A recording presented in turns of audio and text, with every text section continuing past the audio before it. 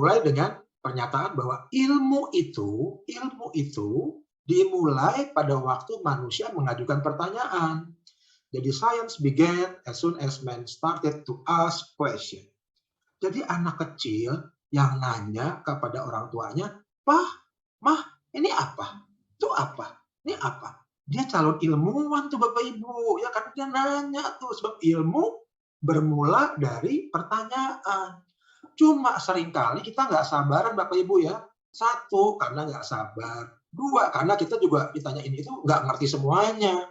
Jadi yang keluar bukan penjelasan, tapi diem ah, bawel banget sih. Nah gitu ya. Nah jadi berhentilah dia sebagai calon ilmuwan. Diem deh, bungkem deh gitu ya. Nah sampai saya rasakan dari mulai mengajar dulu SMA, SMP sampai perguruan tinggi, zaman sekarang juga kalau peserta didik ditanya, ada pertanyaan, diam semua ya, karena seringkali dimarahin, banyak nanya banget sih, bawel gitu ya. Nah, itu padahal calon ilmuwan. Nah, karena manusia selalu mengajukan pertanyaan, ingin tahu segala macam, maka dikatakan ilmu itu tidak pernah berhenti, Bapak Ibu. Ilmu itu selalu berkembang. Ilmu itu tidak pernah bersifat terminal atau berhenti sampai pada penghujungnya. Barangkali pada waktu Bapak Ibu di sidang ujian S1 dengan suatu skripsi hasil penelitian berjudul tertentu, atau S2, atau bahkan jenjang S3, itu Bapak Ibu mendapatkan standing applause. Wah, karena penemuannya hebat banget gitu ya, wih keren, standing applause, tepuk tangan semuanya, nilainya bagus banget, predikat lulusnya cum laude, ya gitu ya. Itu apakah bertahan? Boleh jadi seminggu kemudian ada orang yang membantah tuh teori itu atau temuan Bapak Ibu. Nggak masalah, kita tidak perlu berkecil hati. Mengapa? Karena memang ilmu selalu berkembang. Kapan ilmu mencapai terminal? Tidak pernah, tidak pernah. Karena itu nanti akan kembali ke si pemilik ilmu. Siapakah dia? Tuhan yang Maha Kuasa. Jadi Tuhan nanti dengan kehendaknya akan menghentikan semua kodrat itu pada waktu kiamat nanti. Musnah dan semua habis dan berhenti. Gitu. Kira-kira gitu ya. Nah, jadi kalau saya gambarkan Bapak Ibu, karena terus berkembang, ilmu itu mengalami akumulasi Bapak Ibu. Misalnya ilmu X Bapak Ibu. Ilmu X. Ilmu X itu saya gambarkan di gambar ini ada kotak-kotak yang berwarna merah, saya beri tanda centang. Terus ada yang berwarna hijau, saya kasih panah ke bawah. Dan ada kotak berwarna biru, saya kasih bulatan putih gitu ya. Nah, apa sih maksudnya? Bahwa yang tanda panah ke bawah itu adalah saat ini, ya saat ini, present time, saat ini, right now. Nah, sebetulnya kalau Bapak Ibu mengklaim saya telah memiliki ilmu, yaitu ilmu X, katakanlah gitu ya, ilmu X. Kalau terjemahkan bisa biologi, fisika, kimia, macam-macam lah itu, ilmu X. Bapak Ibu memperoleh ilmu X, mengklaim mengerti, memahami ilmu X pada saat ini, artinya di kotak hijau yang bertanda panah ke bawah, right now, present time, gitu ya. Nah, sebetulnya pertanyaannya, apakah di masa-masa yang lalu belum pernah orang menemukan atau mengetahui ilmu X? Jawabannya sudah, gitu sudah, benar ya, sudah. Nah, terus apakah ilmu X setelah temuan Bapak Ibu hasil risetnya berhenti? Tidak, jawabannya tidak, akan berkembang terus. Maka setiap era waktu, setiap waktu tertentu, ilmu itu mengalami perubahan. Bisa penambahan, updating, bisa mungkin pengurangan, ya selalu begitu. Nah, oleh karena itu, saya ingin menyampaikan filosofi dari gambar ini adalah, pertama, ilmu nggak pernah berhenti, terus berkembang secara akumulasi sampai kiamat nanti.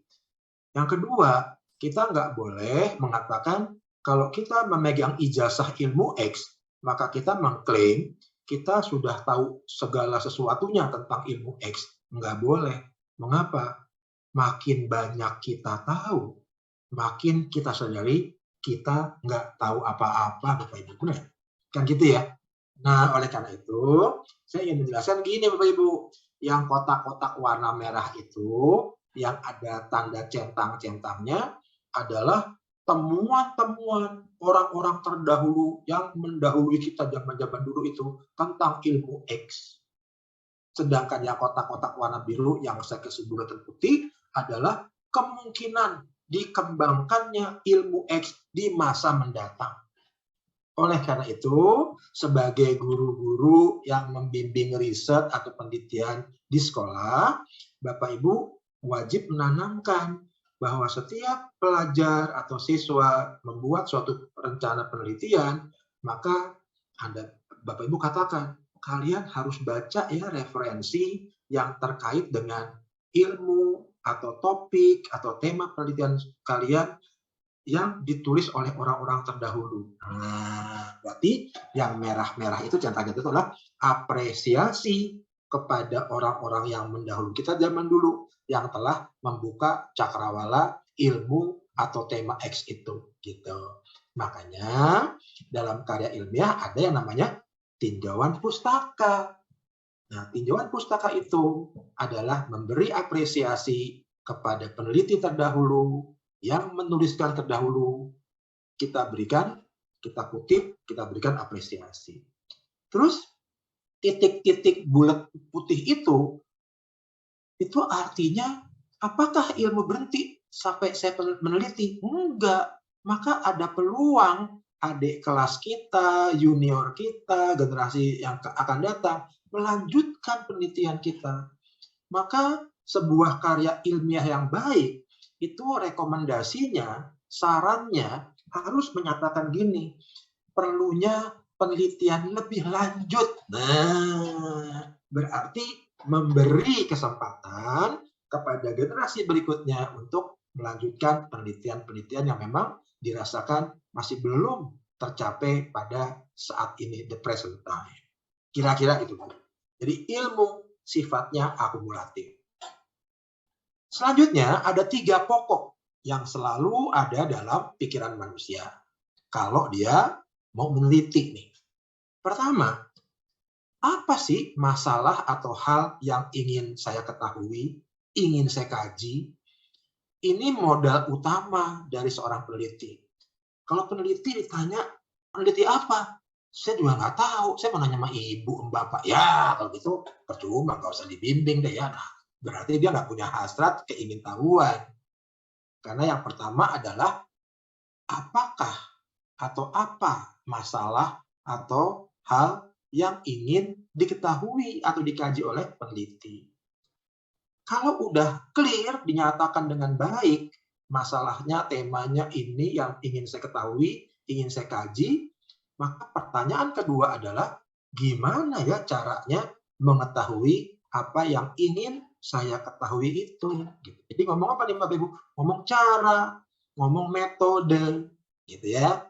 Yang ketiga, kalau udah dinyatakan apa yang hendak dikaji, sudah memahami bagaimana cara untuk mengkaji atau mengetahui itu, sudah melakukan penelitiannya, sudah dapat hasilnya, maka pertanyaan ketiga muncul. Sebetulnya, nah hasilnya itu apa sih gunanya? Apa sih manfaatnya? Karena itu juri dalam lomba-lomba atau dalam conference ilmiah di para siswa dan para pelajar siswa menengah sering nanya gitu. Sebetulnya yang Anda lakukan itu manfaatnya apa ya? Nah, itu dia pertanyaan ketiga. Nah, pertanyaan pertama atau ranah pertama itu kita namakan bidang ontologi, Bapak Ibu.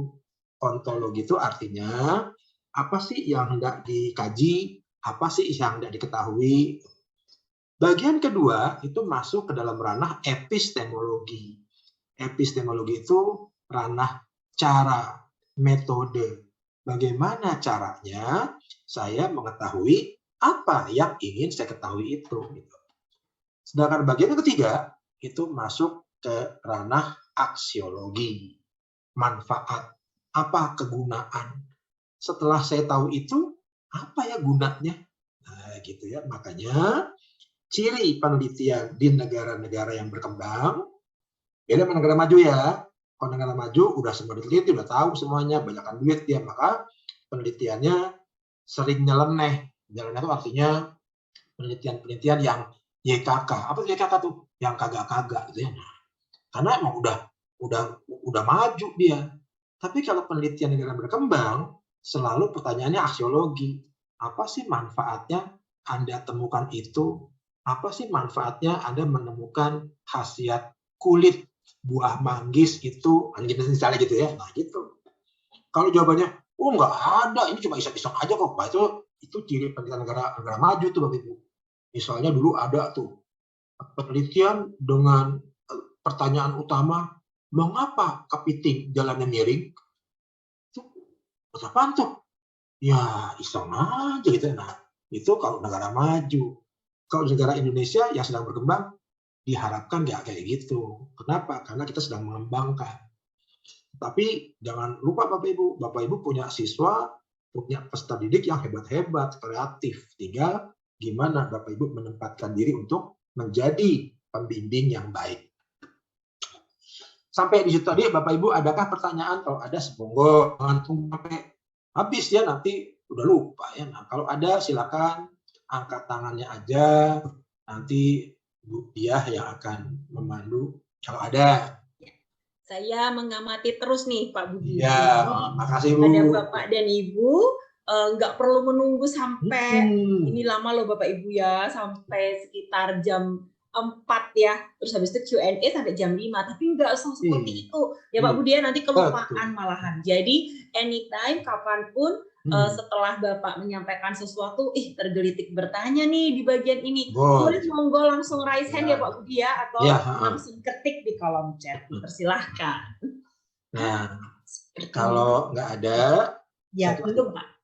Lanjut dulu ya. Nah, sekarang kalau Bapak Ibu nggak nanya, saya mau nanya nih Bapak Ibu. Tuh kan Bapak Ibu, kalau nggak nanya diganti ditanya. Pertanyaannya gampang, bener. Sebetulnya menurut Bapak Ibu tuh ada nggak sih perbedaan antara pengetahuan yang bahasa Inggrisnya knowledge dengan ilmu yang Inggrisnya science gitu loh. Oke. Jawabannya cuma ada atau nggak ada. Kalau penjelasannya ntar aja dulu gitu. Nah, saya ada atau tidak adanya dulu ya Bapak? Ada. Ya, Bapak. Silakan. Ada Pak ya tadi ya, terima kasih. Pendapat lain Bapak Ibu silakan. Boleh langsung open mic atau chat boleh, atau raise hand, langsung aja silakan. Ya. Pak Albert Leonardo Lantang, nah monggo, gimana pendapat Pak Albert? Masih mic-nya mungkin harus dari panitia mungkin ya. Enggak kok, tunggu sebentar. Sudah sih. Di sini tulisannya mic Pak Albert udah nggak tercoret, berarti harusnya bisa. Atau earphone Bapak mungkin. Kompartemen mic di earphone Bapak mungkin ya. Coba lagi Pak. Coba lagi ya. Oh ya Sudah ya. Oke, baik. Menurut saya ada perbedaannya Pak Budi. Oke, ada perbedaannya. Udah 2 nih yang mau ada perbedaannya. Monggo yang lain sampai 5 aja gitu pendapatnya. Atau semuanya. Pak, di chat juga sudah banyak Pak. Oh ada ya, wah banyak. Ada. Wah alhamdulillah. Bahkan ada yang terus adanya A-nya banyak. Ada gitu ya. Oke deh. Semangat ya. Oke, ada. Jadi sebagian besar atau bahkan semuanya mengatakan ada perbedaan antara ilmu dengan pengetahuan. Ya, oke. Sekarang baru saya tanya, kalau Bapak Ibu berpendapat ada bedanya apa? Gitu. Mungkin Pak Albert dulu deh. Albert dulu, silakan Pak. Gitu ya. Feel free Pak, feel free. Nggak dikasih nilai, nggak ditangkap atau baris screen ya, tenang aja. Dapat sertifikat gitu Pak ya? Dapat sertifikat, betul Pak, sertifikat untuk ambil sembako Pak ya. Baik. menurut saya nih Pak, nggak tahu nih benar atau tidak ya. Oh enggak, Kalau, nggak usah takut Pak, nggak usah khawatir Pak. Feel free. science and knowledge ya. Kalau knowledge itu kan pengetahuan, itu yang tadi dikatakan ya, manusia boleh bertanya apapun dan kemudian tidak ada batasnya. Ya. Sehingga dia mendapatkan itu, entah itu benar atau tidak, itu knowledge menurut saya sih Pak ya. Ya. Kalau ilmu itu biasanya sudah terverifikasi atau teruji kebenarannya. Ya. Mohon maaf kalau salah. Terima Oh, kasih. nggak apa-apa. Demikian Pak Budi. Tenang aja, feel free. Wah, tepuk tangan dulu kita. Nah, terima kasih. Ini harus kita semangatin gitu ya. Karena semua jawaban itu adalah satu informasi yang berguna. Ya, nggak ada nggak berguna. Oke Pak, jangan Bapak Ibu nggak takut salah, tenang aja, feel free. Monggo yang lain Bapak Ibu mau berpendapat. Pak Budi. Yo, silakan, ini silakan. Pak Mezak Tentua. Ya Pak, silakan Pak. Pendapatnya. Ya, Pak Budi, saya Pak Mesak Tentua dari Ambon, Pak. Ambon. Ambon ya. Ambon, Kota Pak. Ambon, Pak ya. Kota Ambon, ya. Kota Ambon. Apa kabar? SMA Kristen Paso. Baik Pak? aja, Paso, Pak. Paso. Ya. Baik, Pak Budi. Ya. Kalau menurut saya, ilmu itu adalah kumpulan pengetahuan. Ya, ya. Dan kumpulan pengetahuan itu telah teruji kebenarannya. Oke, baik Pak. Ya. Kemudian disusun secara sistematis berdasarkan dengan metode ilmiah. Oke. Sedangkan pengetahuan itu baru sebatas informasi tentang suatu kejadian yang belum teruji kebenarannya. Ya. Itu yang membedakan ilmu dan pengetahuan. Oke. Terima kasih Pak Budi. Oke, terima kasih Pak. Terima kasih, Pak Aduh, Meza. luar biasa. Oke, mantap. Nih, dari Paso Pak ya, woi. Paso Pak, Ambon Pak. Waduh, saya udah kangen Pak mau kembali ke sana Pak. Wah, Iya. Oke, yang lain Bapak Ibu silakan. Baru saya masih mau diberi kesempatan. mendengarkan suara halus nih. Tadi Bapak-bapak semua kan suara halus. Silakan Ibu-ibu. Masa Bapak-bapak aja, Ibu-ibu dong. Monggo ibu-ibunya. Oh, Bu Nisrina dari SMP Islam Cendekia. Monggo Bu Nisrina di Iya. Baik, terima kasih atas kesempatannya. Jadi, kalau menurut saya bisa dilihat dari metode pembuktiannya. Kalau pengetahuan itu sifatnya subjektif, yang jadi tergantung siapa yang membuktikannya gitu. Berbeda dengan ilmu. Kalau ilmu itu kan ada metode ilmiah yang sistematis seperti itu. Cukup, terima kasih. Baik, terima kasih Bu Terima kasih Bu Nisrina dari SMP Islam Cendekia. Alhamdulillah. Baik, Bapak Ibu.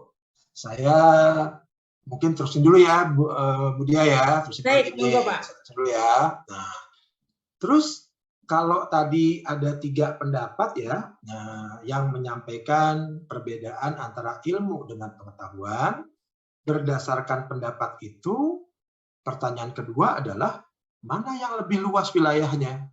Ilmu atau pengetahuan? Oke. Pak Budi, di kolom chat juga sudah ada yang menyampaikan pendapat atau betul. Terima kasih. Saya baca nih Bu, betul. Wah, keren-keren. Mantap. Waduh, Lalu sekarang pertanyaan selanjutnya bagaimana Pak? Apa mana yang lebih luas? mana yang lebih luas? Mana yang Ilmu atau lebih luas? pengetahuan? Di kolom chat sudah banyak Pak. Sudah yang ada juga, berpendapat. betul. Kolom chatnya nih luar biasa nih, kolom chatnya udah. Rata-rata Lebih luas. yang di chat ada Pak Afan, Bu Nisrina, Pak Abed bilang menyatakan yang lebih luas itu pengetahuan. Wah, oke, sudah banyak tuh masuk semua chatnya, saya baca. Luar biasa. Terima kasih Bapak Ibu. Wah, kita berikan aplaus ya. Keren ya.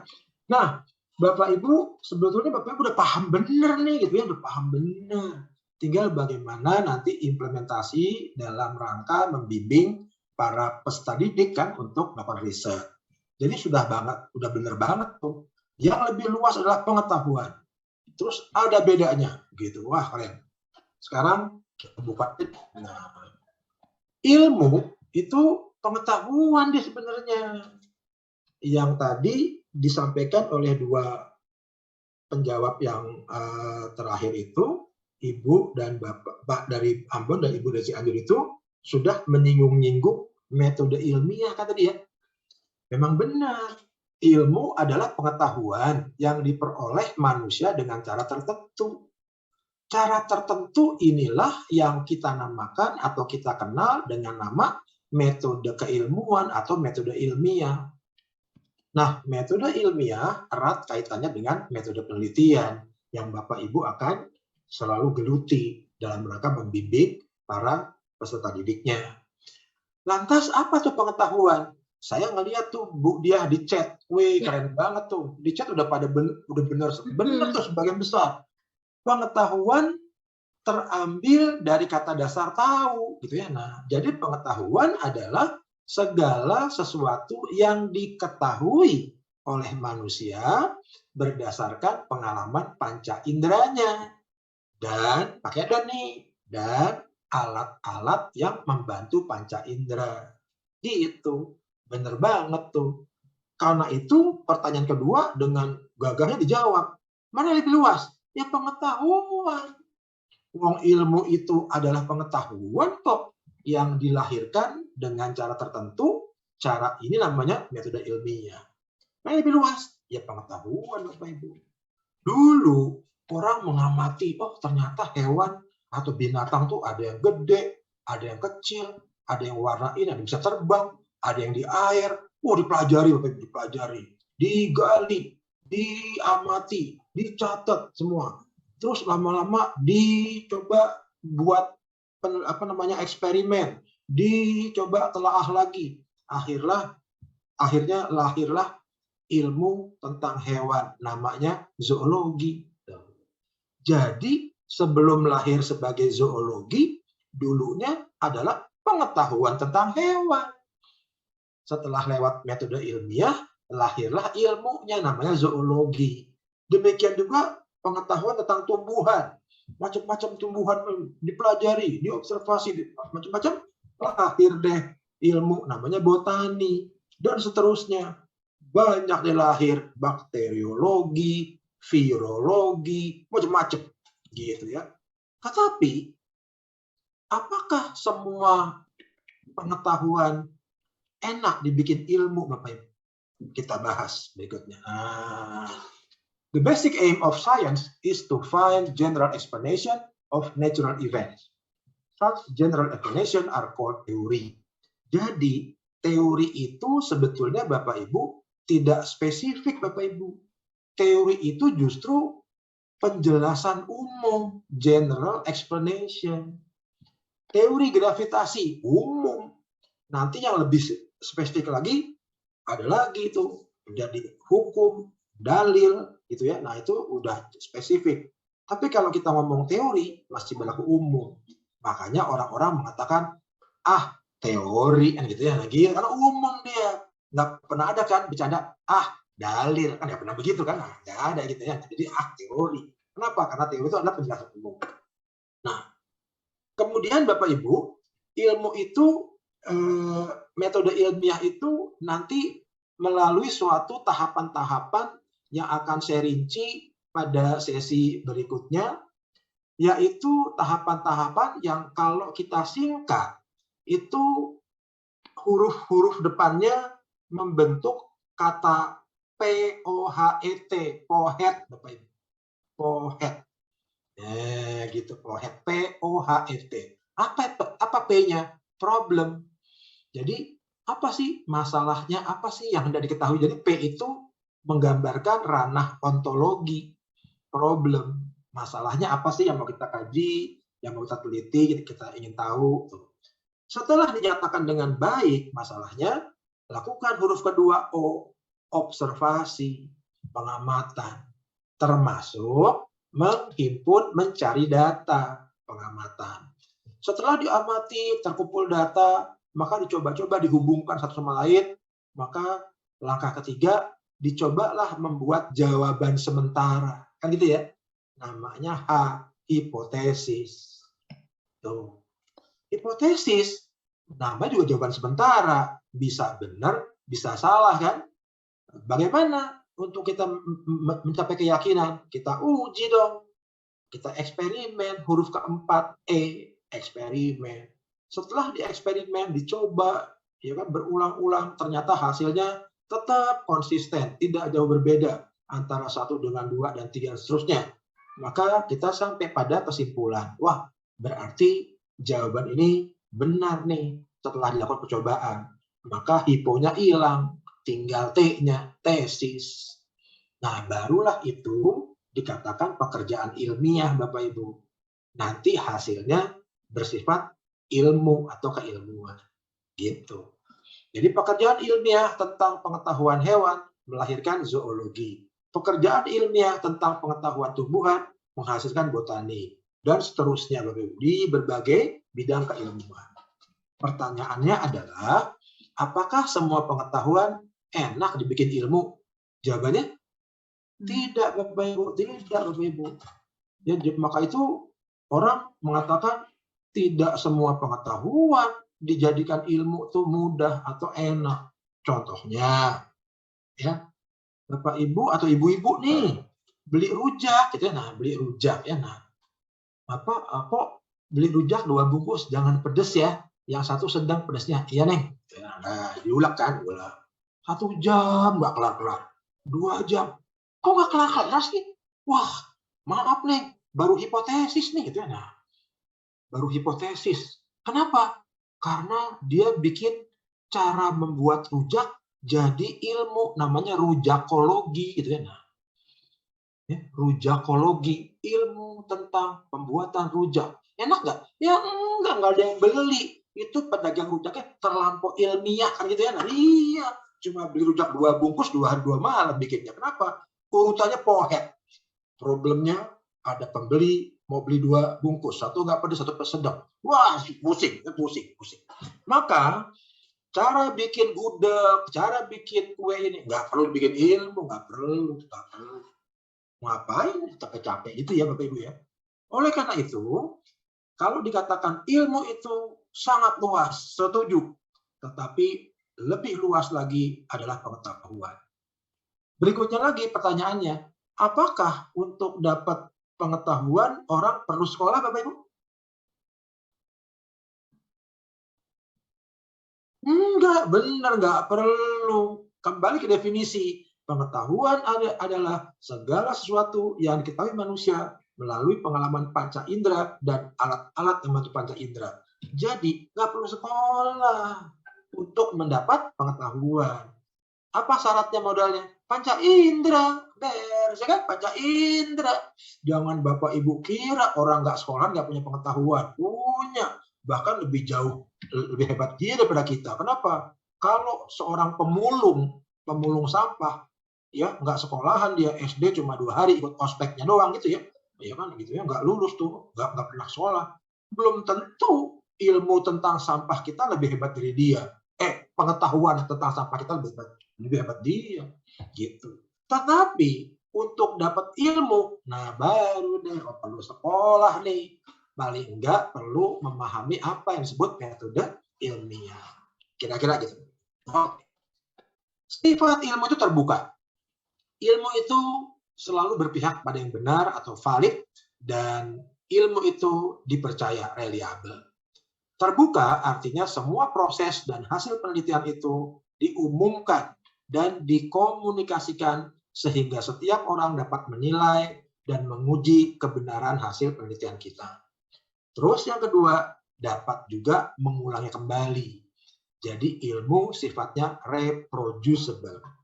Itu sebabnya, Bapak Ibu, setiap hasil riset harus diakhiri dengan menulis hasil atau laporan hasilnya, habis itu harus diseminarkan. Gitu. Itu dasarnya. Sebab tanpa diseminarkan, ilmu itu hanya buat si penelitian aja.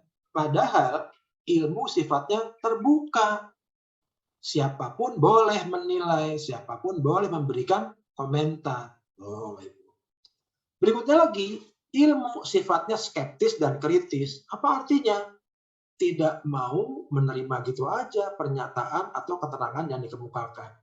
Jadi, disinilah seringkali saya mengamati kalau lagi ada conference youth scientist itu, atau bahasanya lomba karya ilmiah, lomba riset itu, selalu ada perdebatan atau diskusi yang seru antara juri dengan peserta.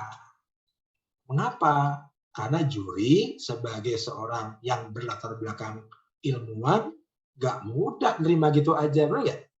Ah, masa sih dek begitu? Ah, masa sih? Nah, si siswanya, si pelajarnya, karena nggak dipersiapkan mental, mulai ngotot, mulai ngomong, gini pak, lama-lama nangis deh gitu. Nah, padahal sih sebetulnya nggak perlu berantem kan ya? Kenapa? Karena ini sifat dasar ilmu. Ilmu itu skeptis dan kritis, tidak mudah menerima begitu saja pernyataan atau keterangan yang dikemukakan. Makanya seringkali didebat, seringkali seperti seorang dipojokkan. Padahal enggak, hanya untuk memperoleh satu keyakinan bahwa yang didengar itu, bahwa yang dihasilkan itu valid. Ciri ilmiah Bapak Ibu. Nah, ciri ilmiah ada 6 ya Bapak Ibu. Ada 6, kalau saya beri singkatan jadi losada. Losada. Itu adalah huruf-huruf pertama dari istilah yang akan saya sampaikan. Apa L-nya? L-nya logis. Apa O-nya? Objektif. Apa S-nya? Sistematis. Apa A pertama andal atau reliable? Apa D-nya? Dirancang, direncanakan. Dan A yang kedua akumulatif. Nah, Bapak Ibu, ini ciri ilmiah. Logis, objektif, sistematis, andal, dirancang, dan akumulatif. Saya tanya lagi secara logis, termasuk logis. Kan seringkali ya, kita sebagai guru nih, suka menegur siswa ya, kamu jawabannya tidak logis. Ya, gitu kan.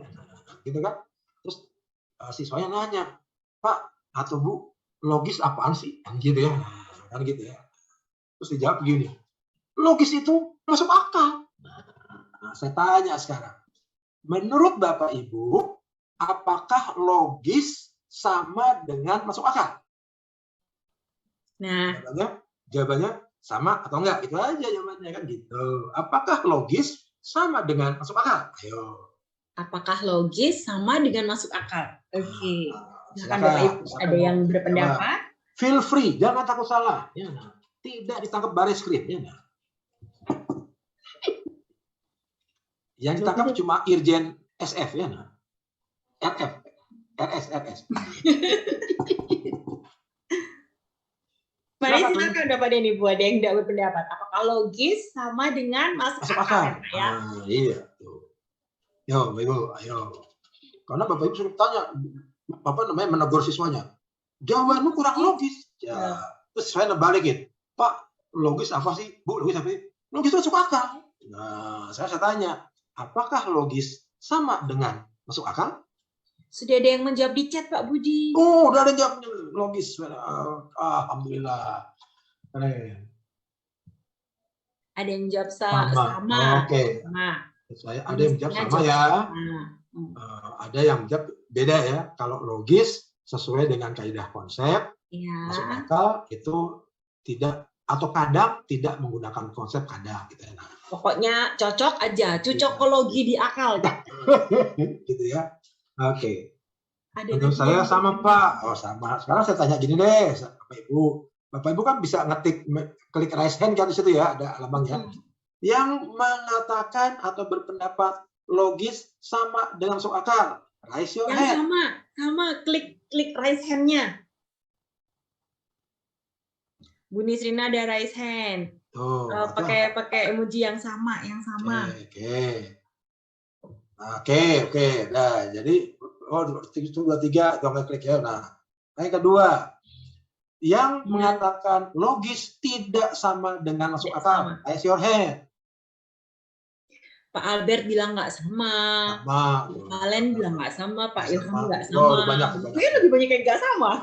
Oh iya gitu ya. Nah, berarti yang belum angkat tangan, pendapatnya abstain. Abstain.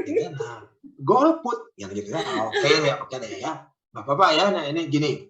Saya nggak langsung mau jawab, Bapak Bu. Saya kasih cerita aja ya. Nah, gini ceritanya. Ada seorang guru besar ilmu biokimia ingin membuktikan kepada para mahasiswanya pertanyaan besar apa yang menyebabkan orang menjadi mabok? Gitu ya. Maka dia kumpulkan mahasiswanya di sebuah ruangan untuk studium generale, gitu ya. Terus dia bikin percobaan. Katanya begini, saya butuh 3 orang mahasiswa untuk sebagai volunteer yang akan dicoba. Percobaan pertama, 1 gelas air dicampur dengan 1 gelas alkohol. Ya, 1 gelas air campur 1 gelas alkohol, diaduk. Nah, aduk sampai homogen, terus panggil satu mahasiswa. Kamu sini, turun. Minum nih. Hah? Minum, Pak. Minum. Nah, karena takut oleh profesornya, dia minum. Minum, nggak sampai 5 menit, mulai meracau, Bu. Ngomongnya ngaco, gitu kan, jalannya sempoyongan. Yang lain bilang, tolong amati dan catat hasilnya. Baik, Prof. Catat. Kesimpulannya apa? Terhuyung-huyung, ngomong ngaco, mabok. Mabok. Kesimpulannya mabok. Nah, percobaan kedua, 1 gelas air dicampur 1 gelas whisky. Whisky campur ya sampai homogen. Orang kedua dipanggil, wah, berebut. Siapa? Saya. Kenapa? Karena whisky ya. Nah, berebut itu ya, 1 orang. Suruh minum. Amati. Dalam waktu kurang dari 8 menit terhuyung-huyung, ngomongnya ngaco. Kesimpulannya mabok. Percobaan ketiga, 1 gelas air campur 1 gelas tuak, Bapak Ibu, tuak ya. Nah, campur homogen. Percobaan ketiga, suruh minum. Habis minum 5 menit, 8 menit, 10 menit, kok masih belum memperlihatkan tanda-tanda mabok nih. Pada menit ke-12 baru mulai ngomong ngaco, jalan sempoyongan. Kesimpulannya mabok. Nah, kata profesornya, kita telah membuat 3 percobaan yang kalian semua sudah mengamati, sudah melihat, maka sekarang kita simpulkan. Pertanyaannya adalah, apa yang menyebabkan orang menjadi mabok? Percobaan pertama, air campur alkohol, hasilnya mabok. Percobaan kedua, air campur whisky, hasilnya mabok. Percobaan ketiga, air campur tuak, hasilnya mabok. Maka kesimpulannya, penyebab mabok adalah air. Saya tanya Bapak Ibu, masuk akal nggak? Tidak masuk akal, Pak. Oke, nggak apa-apa ya, kan jawaban. Saya ulang lagi nih. Ya. Tetapi logis, Pak. Hah? Tetapi logis karena sesuai dengan datanya. Ini dia. Oke. Jadi, saya ulang lagi ya. Air campur alkohol, mabok. Air campur whisky, mabok. Air campur tuak, mabok. Kesimpulannya, penyebab mabok adalah air. Masuk akal nggak?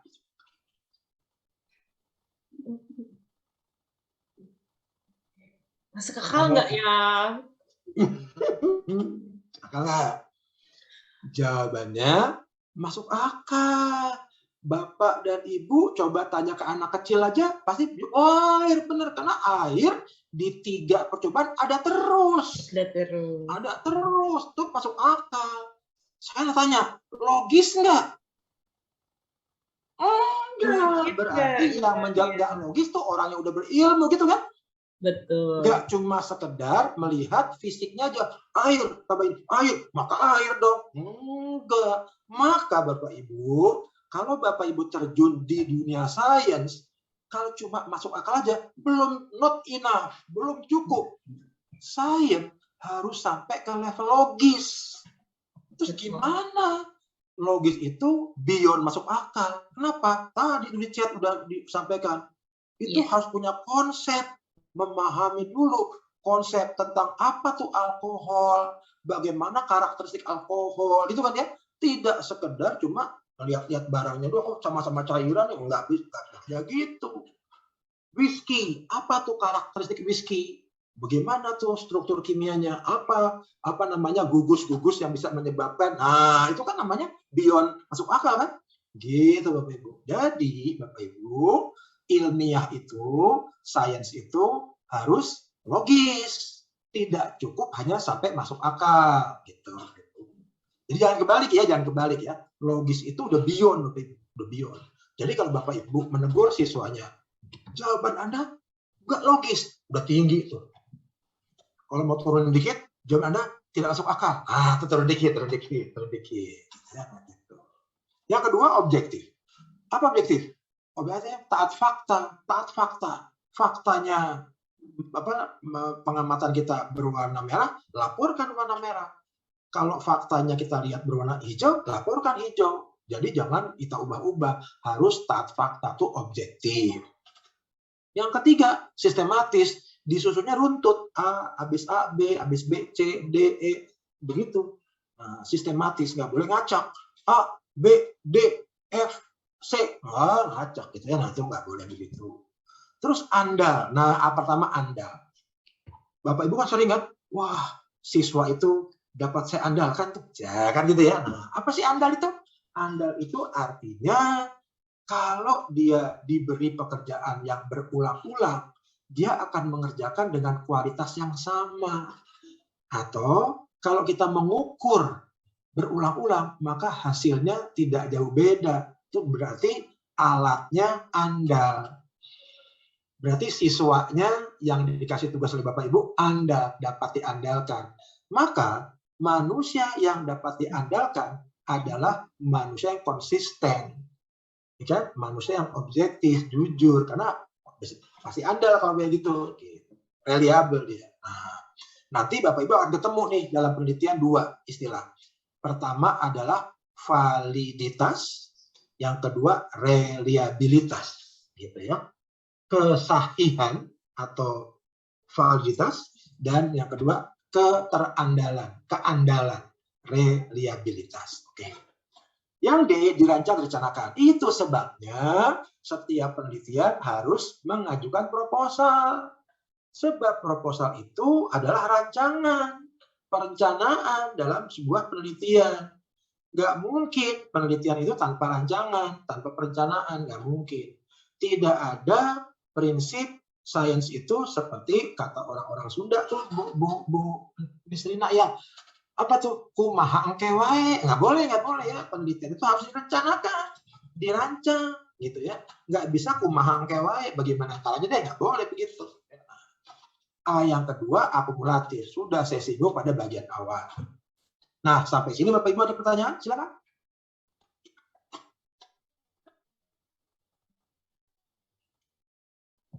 Dipersilahkan kepada Bapak dan Ibu mungkin yang hendak bertanya sampai di titik ini, logis, masuk akal, losada, Pak Budi, saya mendengar kata losada itu kok, maaf ya, ini intermezzo aja, jadi ingat lososa. Gitu ya? Losada itu loh kok agak mirip kata lososa, low sodium salt. Nih ketahuan ya Pak, umur kita udah umur kawan hipertensi. Mudah-mudahan enggak gitu ya. Maaf. Enggak apa-apa kok, intermezzo Bu. Daripada ntar serius Bu, itu Oh, ini ada Pak Abed Leonardo Lanta. Silakan, Pak Abed. Semarang. Silakan Pak. Terima kasih Pak Budi. Saya mau tanya nih Pak Budi, agak sedikit curious ya, ingin tahu ini. Berarti kalau sesuatu yang logis itu sudah pasti benar ya Bapak ya? Kalau sesuatu yang masuk akal itu belum tentu benar. Apakah betul atau tidak nih saya ya? Terima kasih. Bagus banget. Konsepnya bisa disimpulkan demikian gitu ya Pak? Nah, apakah dapat begitu kesimpulannya ya? Tidak sepenuhnya Pak, karena Bapak kita semua sedang dihadapkan oleh pertanyaan Pak Albert ini dua hal yang berbeda. Logis masuk akal di satu sisi, benar nggak benar sisi lain. Karena nanti dalam sains ada yang namanya konsep-konsep kebenaran Pak, gitu. Karena bisa jadi kebenaran itu dipaksakan Pak, dikarang-karang. Nah sekarang kita sedang belajar satu peristiwa yang lagi ramai di Indonesia. Ini pembelajaran banget nih, betul Bapak Ibu. Bayangin Bapak Ibu, dibuat skenario sampai orang terkecoh, sampai orang percaya ada itu lihat Bapak Ibu. Apakah itu logis? Nah, terkena prank. Dalam tuh. Maka jawabannya atas pertanyaan Pak Albert itu tidak mudah karena Bapak sedang menyandingkan dua hal yang memang akan dibicarakan masing-masing, Pak. Pertama, konsep logis dan masuk akal. Yang kedua, konsep benar salah atau paham kebenaran. Jadi, apakah kalau logis pasti benar, masuk akal betul benar? Jawabannya bisa iya, bisa enggak, Pak. Nah, gitu Pak ya. Gitu, Pak. Nah, kita sedang diuji nih Pak sekarang di Indonesia. Wah, seru nih Pak ya. Nah, Bapak dan Ibu ikuti aja tuh ya. Nah, ya, udah seru tuh tiap hari muncul di TV tuh ya. Nah, ini pembelajaran banget nih, luar biasa. Dan salah satunya tuh kawan saya tuh Bu Diah. Kawan saya tuh, iya, Irjen Pol yang Kompolnas itu Benny Mamoto tuh teman saya tuh Bapak Ibu. Saya sedih banget, ya Allah, seorang Irjen Pol yang udah bergelar doktor, dulu mantan wakil direktur SKSG, itu bisa begitu. Bayangin Bapak Ibu. Jadi itu paten Pak Albert tuh ringan, tapi dalam. Tapi dalam. Ringan, tapi dalam. Bagus banget. Berarti tidak selalu Pak Albert, tidak selalu. Karena itu nanti pada slide berikutnya akan saya jelaskan. Gitu ya. Karena ini beda nih Bapak Ibu. Antara paham benar salah dengan logis masuk akal. Berarti itu ya Pak Albert ya. Nah, ntar kita sampai sana Pak. Berarti perlu satu usaha untuk pembuktian kebenaran gitu dulu ya Pak. Iya. Baik, kita ikuti selanjutnya dulu. Ya baik. Nah, nanti saya juga akan kasih contoh yang kedua nih Bapak Ibu, yang lagi rame juga nih Bapak Ibu tentang global warming, pemanasan global. Di dunia ada dua kelompok Bapak Ibu, yang setuju sama nggak setuju. Terus bingung loh rakyat, nggak usah bingung. Rakyat kita perlu dicerdaskan. Karena untuk dapat memahami harus cerdas dulu kan gitu ya. Nah gitu. Oke, lanjut dulu ya Bu Dia lanjut dulu ya. Oke, lanjut dulu ya. Nah, karena penelitian atau riset is a method of study by which through the careful and exhaustive investigation. Saya kasih warna kuning ya Bu. Jadi investigasi yang sungguh-sungguh dan berhati-hati gitu ya. Dari bukti-bukti ya kan yang sudah kita temukan tetapi yang terdefinisi. Jadi nggak bisa berangkat dari problem yang tidak terdefinisi, definable problem itu. Maka kalau juri tanya, riset kamu ini sebetulnya apa sih definisi masalahnya? Ah, itu penting jadinya. Nah, kalau enggak, nanti Anda mengerjakan investigasi secara sungguh-sungguh dan hati-hati untuk apa, gitu kan ya? Untuk sesuatu yang belum terdefinisi. Wah, bingung dong. Gitu. Nah, dan apa tujuannya? Tujuannya untuk mencapai solusi dari problem itu. Gitu. Maka yang saya ambil, saya angkat definisi riset dari sekian banyak definisi riset. Ini definisi riset yang bertujuan untuk mencari solusi. Kan banyak riset lain kan, ada riset untuk misalnya testing out riset, ada riset yang tujuannya untuk investigasi. Kalau ini riset yang tujuannya untuk memberikan solusi. Jadi Bapak Ibu nanti jangan terjebak di hutan rimba riset gitu ya. Nah ini banyak banget, bukunya itu puluhan gitu ya. Nah, tapi yang saya sampaikan berpedoman pada tujuan. Kalau riset itu diketuk tujuan tertentu, maka kira-kira kita bisa menggunakan definisi ini.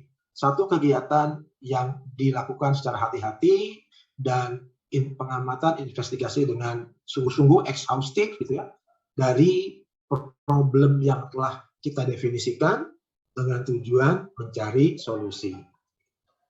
Dua jenis riset, Bapak Ibu. Riset dasar, basic research, dan yang kedua adalah riset terapan atau applied research. Kalau riset dasar itu penelitian-penelitian dasar yang tujuannya justru menghasilkan teori dan memasok teori ya untuk digunakan dalam applied research. Sedangkan applied research itu adalah riset yang menggunakan teori untuk mengetesnya dalam dunia nyata. Nah, kalau di perguruan tinggi nih, kalau dasar itu Bapak Ibu kenal. Kalau di bidang eksak namanya MIPA. MIPA ya kan? Fakultas MIPA, Matematika dan Ilmu Tanah Alam, Biologi, Fisika, Kimia, Farmasi, Geografi, itu semuanya riset dasar. Kenapa? Karena hasil dari riset kimia dasar, fisika dasar akan digunakan di applied science-nya. Apa misalnya? Teknik, ya kan? Kedokteran gigi itu semuanya adalah ilmu terapan. Jadi jangan dikira Bapak Ibu di kedokteran nggak diajarin fisika ya. Nah, diajarin fisika karena bagaimana kita memahami darah. Darah adalah fluida kan gitu ya. Fisika kan hukum Bernoulli kan gitu ya. Nah, tuh kayak gitu-gitu kira-kira. Nah, kemudian berdasarkan tujuannya, kita mengenal 3 yang tadi saya sudah singgung. Pertama, riset-riset yang bertujuan mengeksplor suatu gejala. Maka namanya exploratory research. Yang kedua adalah riset yang bertujuan untuk menguji suatu fenomena atau gejala. Testing out research. Nah, yang ketiga, riset yang dilakukan untuk mencari solusi dari suatu masalah. Maka namanya problem solving research. Kalau level-level SMP SMA, mana yang paling banyak? Yang ketiga kan ya? Yang ketiga, problem solving research. Misalnya riset di bidang life science. Nah, ya, lingkungan, misalkan gitu ya, lingkungan. Life science. Saya kan sebetulnya masalah yang Anda akan selesaikan dengan penelitiannya apa sih? Oh, masalah banyaknya sampah ini, masalah banyaknya ini. Nah, kan mau menyelesaikan masalah kan? Jadi tergolong problem solving research. Bagaimana menggali ide satu riset? Nah, ini pertanyaan yang mendasar nih Bapak Ibu buat guru-guru pembina riset. Gampang jawaban sebenarnya. Bagaimana menggali ide? Saya udah kehabisan ide nih, nggak mungkin. Selama manusia dikasih nafas oleh Allah itu ide nggak pernah habis. Cuma dia mau nggak memanfaatkannya. Yang paling umum dan mudah untuk memulai pekerjaan riset adalah memupuk dan mengembangkan rasa ingin tahu. Itu dia. Kenapa sih ya Pak itu begitu ya? Kenapa? Kalau udah nggak ada gitu, nggak jalan risetnya. Nggak jalan. Pak, di rumah saya banyak pohon kecubung tuh. Kenapa nggak dimanfaatkan ya? Tuh kan ya. Nah, mulai tuh ide-ide muncul. Selanjutnya adalah mencari informasi sebanyak-banyaknya dari berbagai sumber. Karena ini adalah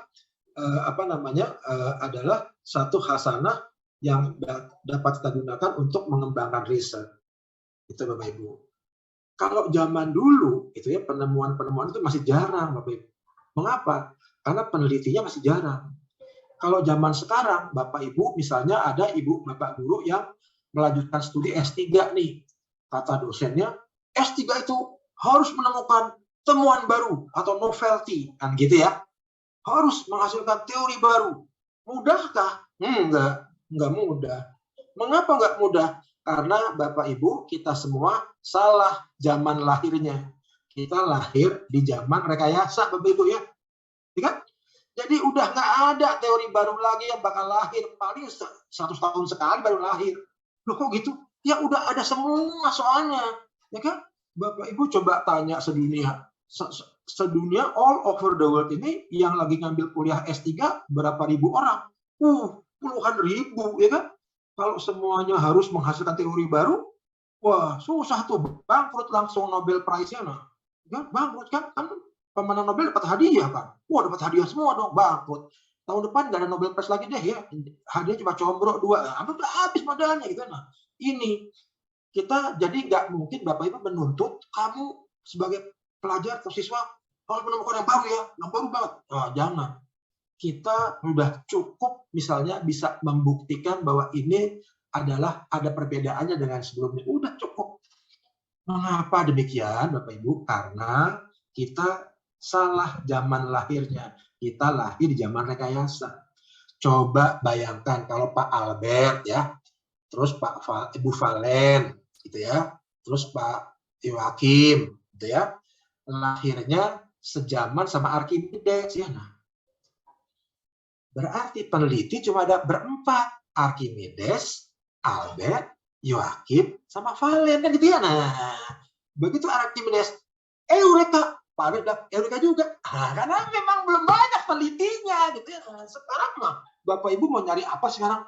Mau nyari tentang ilmu atau pengetahuan atau riset tentang kadal yang kadal banci, udah ada ahlinya. Udah ada ahlinya, ya kan?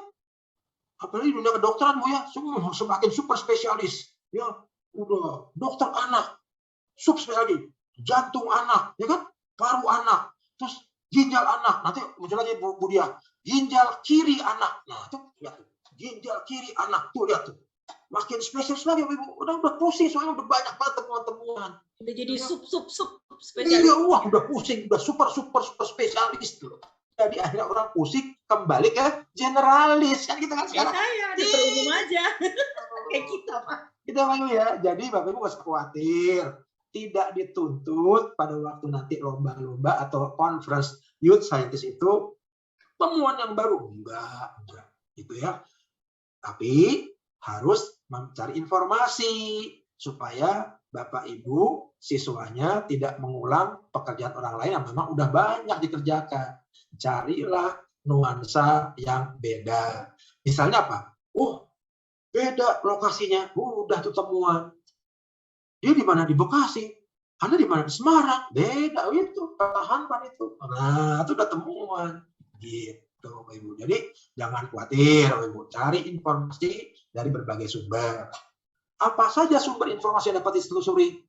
Ya, sekarang ini mah banyak dengan kemajuan teknologi kan. Misalnya apa? Jurnal ilmiah. Tuh, udah banyak. Bukannya Google kan ya, udah ketemu semuanya. Buku, wah mahal Pak, jangan buku yang beli. Buku elektronik kan ya, banyak yang ditawari tuh, banyak buku elektronik yang free, gitu ya, banyak. Majalah, film, foto atau gambar dari berbagai media komunikasi yang saat ini berbasis teknologi informasi atau elektronik. Jadi nggak kayak kita zaman dulu ya, Bu Dia ya, susah banget nyari literatur. Sekarang mau kemana? Mau ke Oxford? Nggak usah ke Oxford, dari sini aja buka ya, www.oxford. Udah masuk udah. Mau ke MIT, buka di sini tuh. Zaman dulu, wih boro-boro Bu ya. Nah, iya, udah banyak kemudahan, manfaatkan.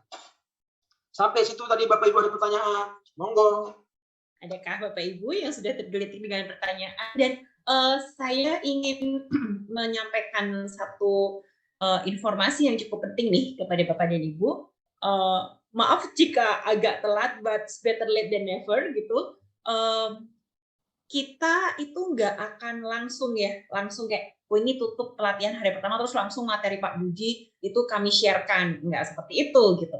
Jadi kalau Bapak Ibu merasa, oh di bagian ini nih kayaknya informasi Pak Budi penting nih gitu, mohon di screenshot atau sambil coret-coret bikin catatan gitu ya. Jadi nggak ada yang terlewat gitu. Atau nanti kami dikejar-kejar, mana file PPT-nya gitu.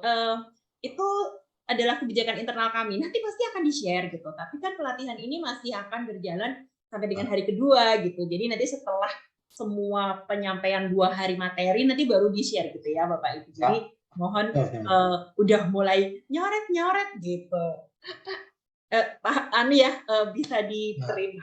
Oh ada nih Bu di chat Bu. Di chat sudah ada yang pertanyaannya, apakah penelitian itu harus selalu berbeda dari satu riset ke riset yang berikutnya? Ya, dari Pak Ilham ya. Dari Pak Ilham. Terima kasih Pak Ilham. Jadi begini, kalimat Bapak yang terakhir itu menggelitik ya. Apakah harus berbeda dari satu riset ke riset berikutnya? Kalau saya bertanya balik begini, apakah tema risetnya sama? Kalau jawabannya iya, dia haruslah berbeda. Dalam pengertian gini, harus komplement. Riset berikutnya harus lebih maju daripada yang sebelumnya kalau dalam tema yang sama. Riset tentang kodok. Nah, yang pertama tentang kaki kodok. Yang kedua tentang paru-paru kodok gitu. Jadi akhirnya ilmu kodok itu kodokologi lengkap kan gitu ya gitu. Kalau tema sama, ya. Kalau tema beda gimana? Kalau tema beda nggak ada keharusan.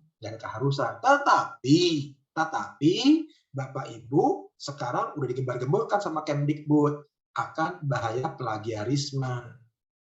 Nah, tetapi Bapak Ibu nggak usah khawatir. Para siswanya jangan ditakut-takutin. Begini, plagiarisme itu nggak mudah loh menjatuhkan sanksi orang dianggap plagiarisme. Mengapa? Coba Bapak bayangkan ya, Pak Albert ada di Kolese Loyola Semarang. Kemudian tadi Pak siapa tuh? Pak Pak tadi yang nanya tuh, Mesak. Pak Mesak itu ada di Ambon gitu ya. Nah, terus siswanya sama-sama cerdas nih, sama-sama kebetulan memikirkan ya kan apa khasiat bunga kemboja. Nah, saya tanya, pernah nggak ketemu? Nggak pernah. Pernah nggak bertelepon? Nggak pernah. Kok bisa sama? Ya bisa-bisa aja. Terus siapa yang nyontek? Siapa yang dicontek? Nggak ada. Nah, makanya nggak gampang Bapak Ibu menjatuhkan sanksi plagiarisme. Ada tahapannya. Jadi nggak usah takut, nggak usah khawatir. Sepanjang siswa dan pelajar Bapak Ibu itu jujur, ya kan? Nggak usah takut. Itu aja Bapak Ibu. Apalagi kalau kita ngomong dunia kan, bagaimana? Ada nggak kesamaannya? Peneliti di Angola, Afrika, peneliti di Jepang, Indonesia, sama Norwegia, sama berpikirnya tentang kualitas air. Kan nggak ada yang bisa disalahin dong, sama gimana? Kecuali nyontek-nyontekan. Norwegia, air aja ya. Angola, air. Iya. Nah, itu baru tuh. Kompakan tuh nggak boleh. Nah, sekarang ada gitu kan Bu Dia ya, ada bahaya plagiarisme. Emang berat hukumannya, tapi nggak usah khawatir. Sidang menjatuhkan vonis plagiarisme itu nggak mudah. Betul. Maka sekarang ada software Bapak Ibu. Software itu namanya Turnitin, apalagi itu ya. Tapi itu bukan untuk plagiarisme Bapak Ibu. Jangan salah paham lagi nih. Software itu hanya untuk menguji similaritas. Similar ya. Nah, sementara plagiarisme itu mesti mengandung apa ya Pak? Gimana Pak? Unsur-unsur iya. Nah, gitu ya. Ada banyak. Udah masuk ranah hukum nih Bapak Ibu. Sebab begitu seorang siswa, apalagi mahasiswa, dijatuhkan plagiarisme, kalau jadi dosen berhenti karirnya, nggak bakal bisa jadi lektor, apalagi guru besar nggak bisa. Plagiarisme kok kejahatan terbesar gitu. Nah, ini hati-hati. Makanya Bapak Ibu dari sekarang, salah satu yang ingin kami sampaikan dalam forum ini adalah setiap karya ilmiah yang Bapak Ibu siswa Bapak Ibu hasilkan, tolong dong dicek similaritasnya. Karena sekarang udah mulai tuh, begitu similaritasnya di atas 20%, reject. Nah, gitu ya. Nah, tuh. Tadi boleh disampaikan lagi Pak Budi apa untuk membuka wawasan kayak beberapa tools atau aplikasi untuk ngecek similarity-nya itu similaritasnya. Ya, jadi gini, jadi kan sebetulnya similaritas itu ingin membuktikan bahwa dua tulisan kalau disandingkan itu seberapa banyak kata-kata yang sama, baru kata. Nah, yang paling bisa dicek oleh mesin kan kata kan? Tapi kalau ide, bagaimana mesin ngecek ide? Nggak mau. Nah, jadi Bapak Ibu jangan khawatir. Kalau udah ngomong plagiarisme itu udah sampai taraf yang lebih tinggi tuh. Nah, persoalan. Nggak usah khawatir ya Pak Budi ya. Yang berlebihan nggak usah. Tapi disampaikan hati-hati ya. Misalnya gini Bapak Ibu. Kalau kalian baca ini, kalian kutip, kalian sitasi dan tulisan, tolong nyatakan sumbernya. Itu aja. Coba kalau similaritas Bapak Ibu ya, begini. Kan kata demi kata ya. Nah, sekarang saya tanya. Bab 1, apa judulnya? Pendahuluan kan? Semuanya pendahuluan, Bu. Apakah semuanya jadi similar? Enggak, itu harus coret tuh. Tidak termasuk yang dicek. Ya kan? Bab 2, tinjauan pustaka. Kan sama dulu itu semua. Kata pengantar kan? Ya, penulis mengucapkan terima kasih kan gitu semua. Iya. Masa dihitung juga? Nah, itu yang kelemahannya Bu mesin itu. Ya, baik. Jadi tolong Bapak Ibu nggak usah ketakutan yang berlebihan, tapi waspada, sampaikan kepada siswanya, hati-hati loh kalian kalau itu sumber jangan abaikan, harus cantumkan sumbernya. Baik. Gitu aja, nggak usah khawatir ya. Baik, oke. Semoga itu bisa menjawab tadi yang ditanyakan oleh Pak Ilham. Dan ada lagi nggak ya Pak Budi? Oh, ada nih Bu. Nih. Bagaimana cara mendesain riset terapan dan riset dasar? Nah, itu bagi pemula. Nah, ini dari Pak Thomas Tiweri. Saya jelaskan singkat aja. Nanti pada slide berikut akan saya perdalam. Gini, kalau untuk pemula, Bapak Ibu jangan pernah kasih apapun, bebaskan aja. Gitu. Kalau pemula udah nggak boleh, pusing dia. Gitu ya. Jangan dipager-pagerin dulu, biarin aja bebas dulu. Nanti baru pada pertemuan keempat dan seterusnya 1, 2, 3 bebasin aja. Kenapa? Karena buat pelajar SMP, siswa SMA tuh riset itu harus menyenangkan.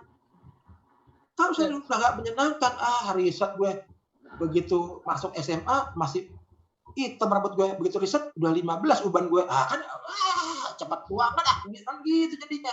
Orang udah reject duluan, jadi jangan dulu begitu. Biarin aja dulu bebas. Nanti pertemuan keempat baru, bagus banget enggak kita gini. Nah ini bagusnya begini. Nah baru kasih pemahaman sedikit-sedikit. Jangan langsung kita seperti menyampaikan kepada Bapak Ibu guru atau kepada para peserta mahasiswa S2 S3 begini, jangan. Biarin aja. Sebab mereka harus dengan happy dulu. Itu dulu yang dibangun, happy dulu. Nah, ada lagi nih Pak Budi, masih satu lagi nih mungkin saya mau lanjutkan selanjutnya. Kriteria penelitian yang baik itu gimana gitu ya. Nah, terus mana poin yang terbesar dalam penilaian lomba? Apakah ide dasarnya, metodenya, atau bagaimana? Oke. Jadi kalau kriteria penelitian yang baik itu ya yang bagaimana ya? Nah, pertama kalau juri itu gampang. Idenya dulu. Idenya dulu. Karena juri itu ya melihat judul itu langsung mikir gini, menarik banget nih. Wah, terus mikirnya gini, ini ide siapa ya? Ide siapa ya? Nah, nanti Bapak Ibu sampaikan kepada para siswanya, harus dijawab dengan prinsip kejujuran. Idenya sebetulnya dari orang tua saya, Pak. Nah, tapi juri nggak langsung ngejawab, kalau gitu enggak, kita mau dengerin kok. Terus kenapa orang tua kamu ngasih ide gitu, terus kamu ikutin? Karena saya juga merasa akhirnya, iya tuh, banyak sampah kulit rambutan di sekeliling rumah saya, gini-gini. Betul juga tuh orang tua saya. Nah, kan itu ya. Iya, jadi, betul. Itu jadi pertama-tama. Terus bagaimana komponen yang berikutnya? Metodenya itu akan ada persentase nanti. Setiap lomba akan beda-beda. Jadi tapi gitu rata-rata untuk lomba peneliti belia, siswa-siswa belia itu ide itu pasti ya Pak ya. Ide dulu. Ide dulu yang boleh jadi kan idenya dari gurunya ya, nggak apa-apa. Kita mau nilai kejujurannya. Nah, karena begitu dia nggak jujur akan kelihatan dari gestur tubuhnya, kelihatan dari cara jawabnya. Wah, nggak mungkin gitu kan. Atau misalnya dari orang tuanya yang memang sehari-hari bekerja di lab nuklir. Nah, iya kan gitu ya, ya boleh aja, kenapa? Emang ide kan boleh dari mana aja. Jadi dalam hal ini guru pembimbing riset tuh boleh melemparkan ide gitu Pak ya. Sifatnya melemparkan, melontarkan, menyarankan gitu ya, memberi namanya istilahnya itu alternatif atau option ide gitu ya Pak ya, untuk dieksplor. Yang penting jangan dicekok-cekokkan gitu ya Pak ya. Dipaksakan tuh yang nggak boleh gitu. Ya. Cuma, ini karena kita bisa di Indonesia ya, cuma Bapak Ibu hati-hati kalau misalnya memberikan contoh.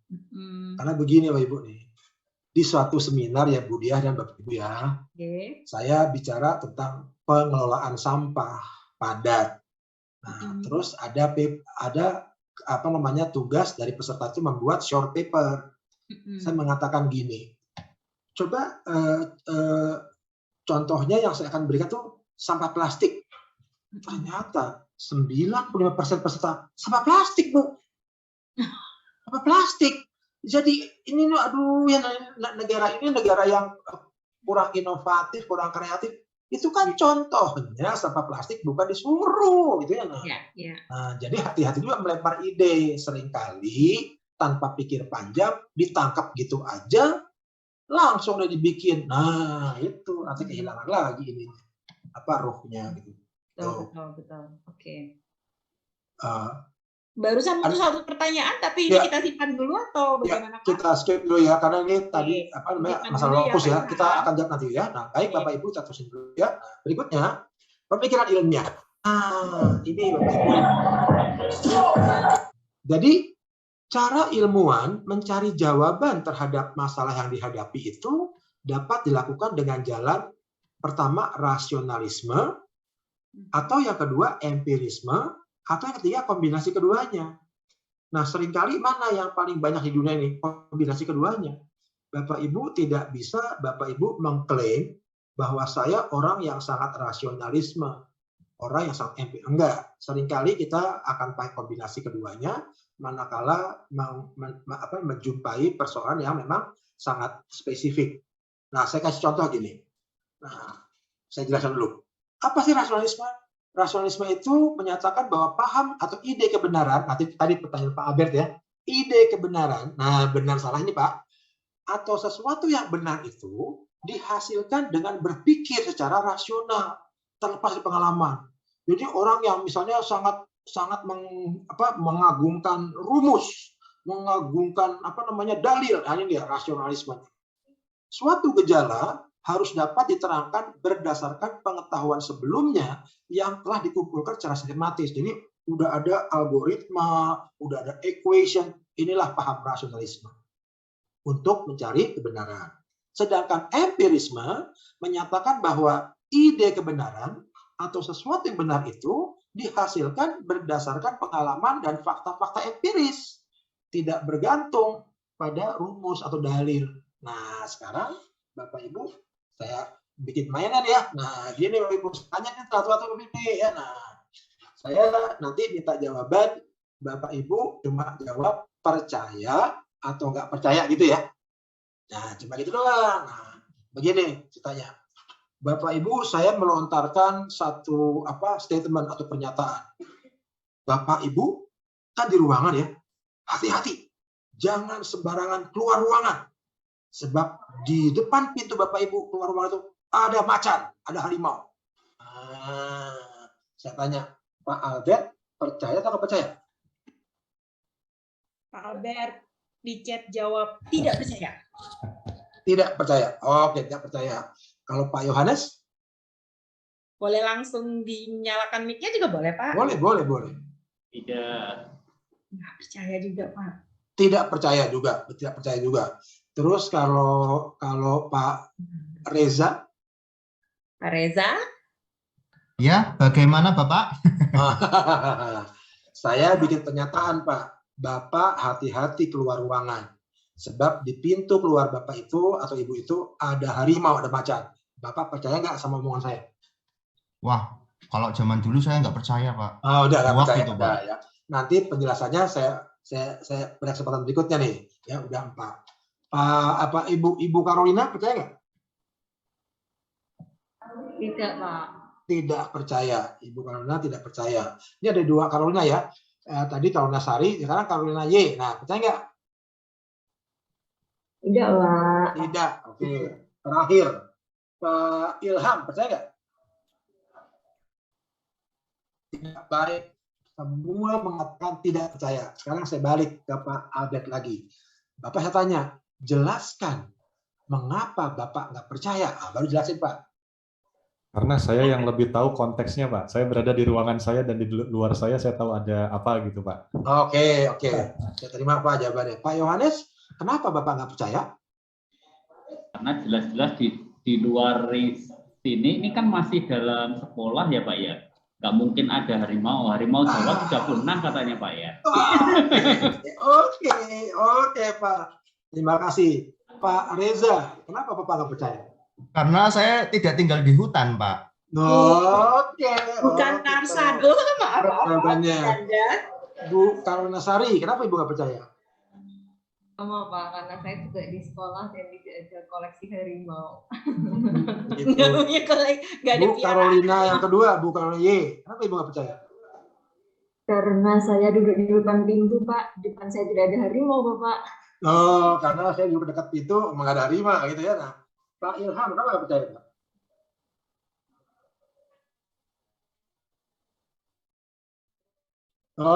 Oke. Kita pelan loh, keren. Oke.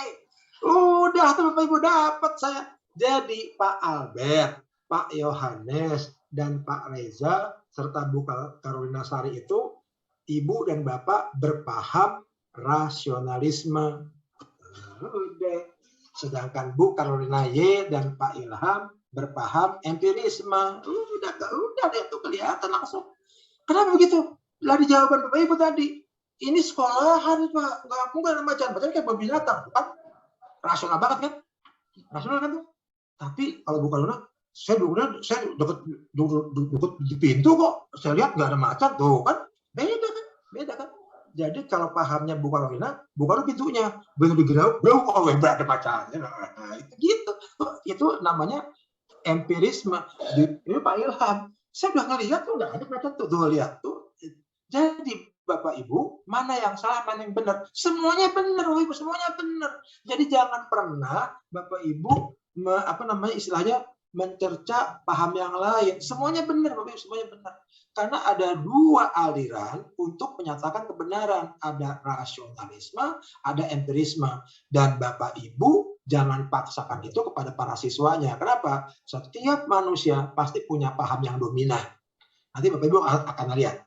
Dari caranya siswa itu menjawab, dari cara dia nulis, dan kita baca, oh siswa ini sangat rasionalis nih. Oh siswa ini empiris nih. Nggak apa-apa, semuanya benar kok. Dua-duanya diakui dalam dunia ilmiah gitu. Tetapi mana yang lebih dominan? Karena biasanya manusia itu pakai dua-duanya. Mungkin Pak Albert kalau masalah macan dia rasionalisme. Tapi kalau di Uber debt collector dia empirisme kan gitu ya. Nah, ini bisa begitu kan? Jadi emang apa kombinasi Pak Bu gitu ya, kombinasi. Hanya saja setiap manusia punya dominansi nanti gitu ya. Nah, Bapak Ibu nggak usah mendeklar saya berpaham rasionalisme, nggak perlu.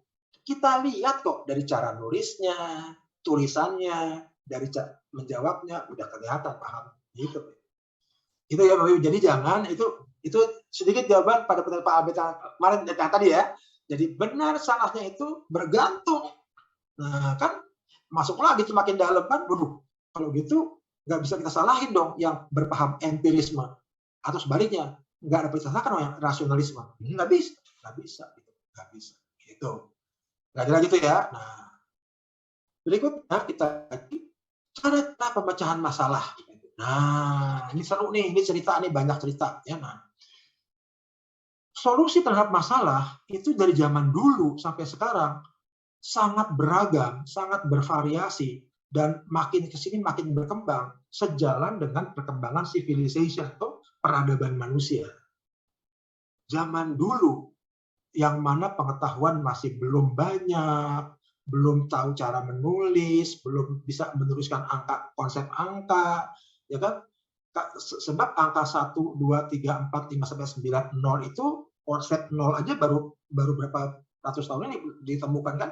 Nggak dari dulu, nggak konsep 0 itu. Jadi segalanya masih terbatas. Maka pemecahan masalah itu biasanya coincidence, kebetulan. Kalau kebetulan, pakai mikir nggak Bapak Ibu? Nggak pakai mikir. Masa kebetulan pakai mikir? Wah, lagi jalan nggak pakai mikir. Ketemu dompet. Ada isinya, kan kebetulan. Nggak pernah Bapak Ibu niatkan, saya mau jalan di jalan itu karena ingin ketemu dompet. Nggak mungkin begitu kan. Jadi kebetulan. Jadi cara pemecahan yang paling primitif terhadap masalah adalah cara pemecahan dengan kebetulan atau coincidence. Apa contohnya Bapak Ibu? Contohnya ini adalah di zaman modern ini penemuan antibiotika penisilin oleh Alexander Fleming. Fleming waktu itu meneliti tentang reproduksi generatif dari jamur kelas Penicillium. Ya, Penicillium notatum, Misogenum gitu ya, nah teliti. Tetapi dalam perjalanan penelitiannya si Fleming menemukan suatu keanehan dalam cawan petrinya. Loh, kok ada daerah terang ya, ada daerah zona terang nih. Artinya di dalam polesan agarnya itu kok bakteri pada mati nih. Bisa mati ini kenapa ya?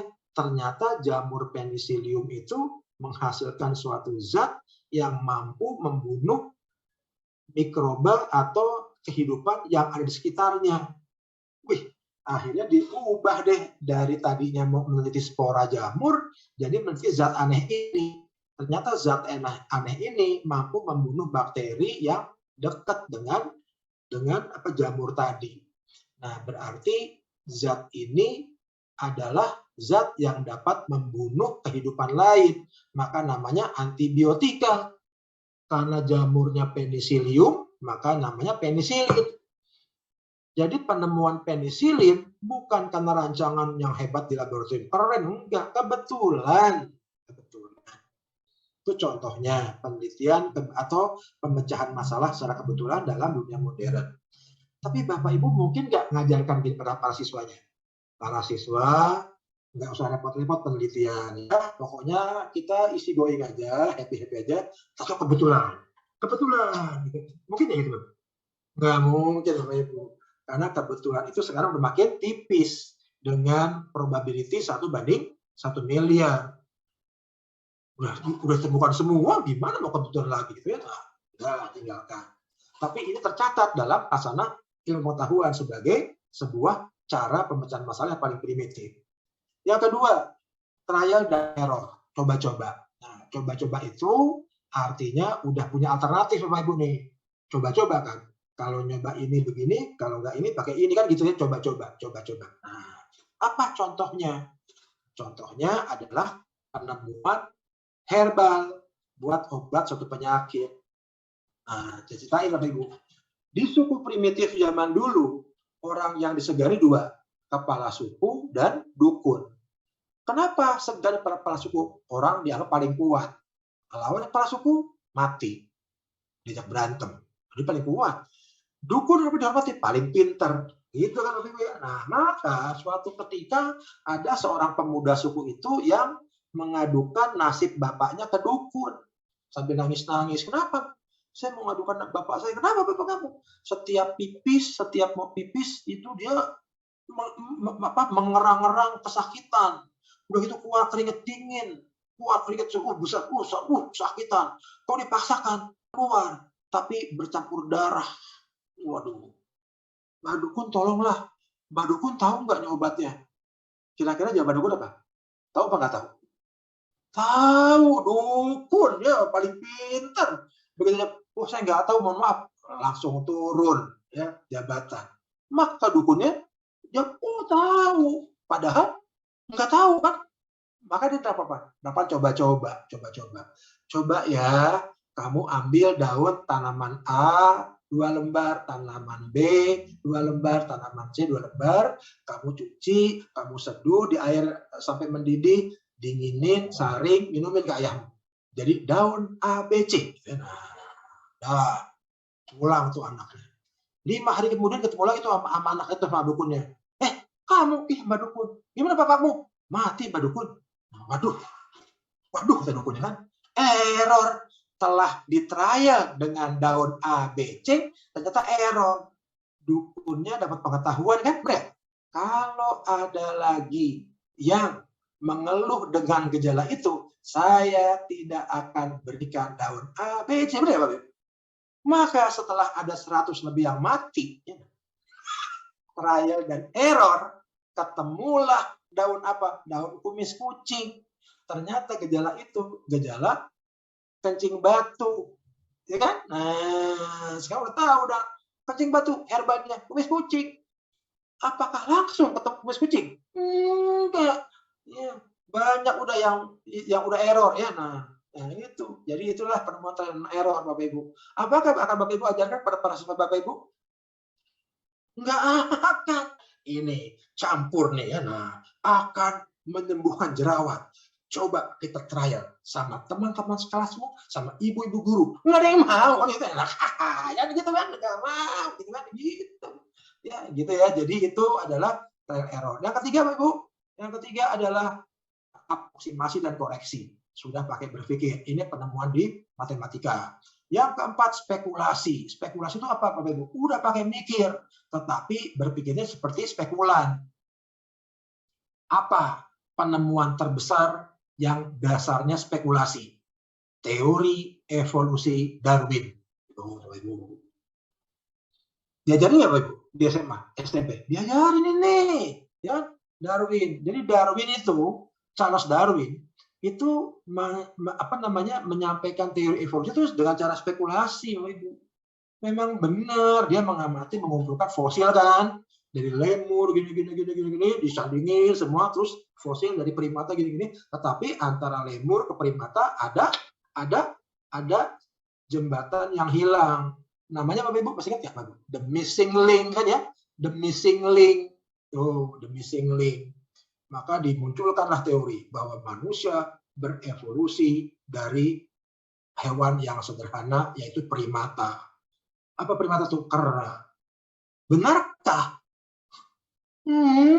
Orang cuma teori, gak ada buktinya kok. Bahkan Darwin meninggalkan satu bom waktu, missing link.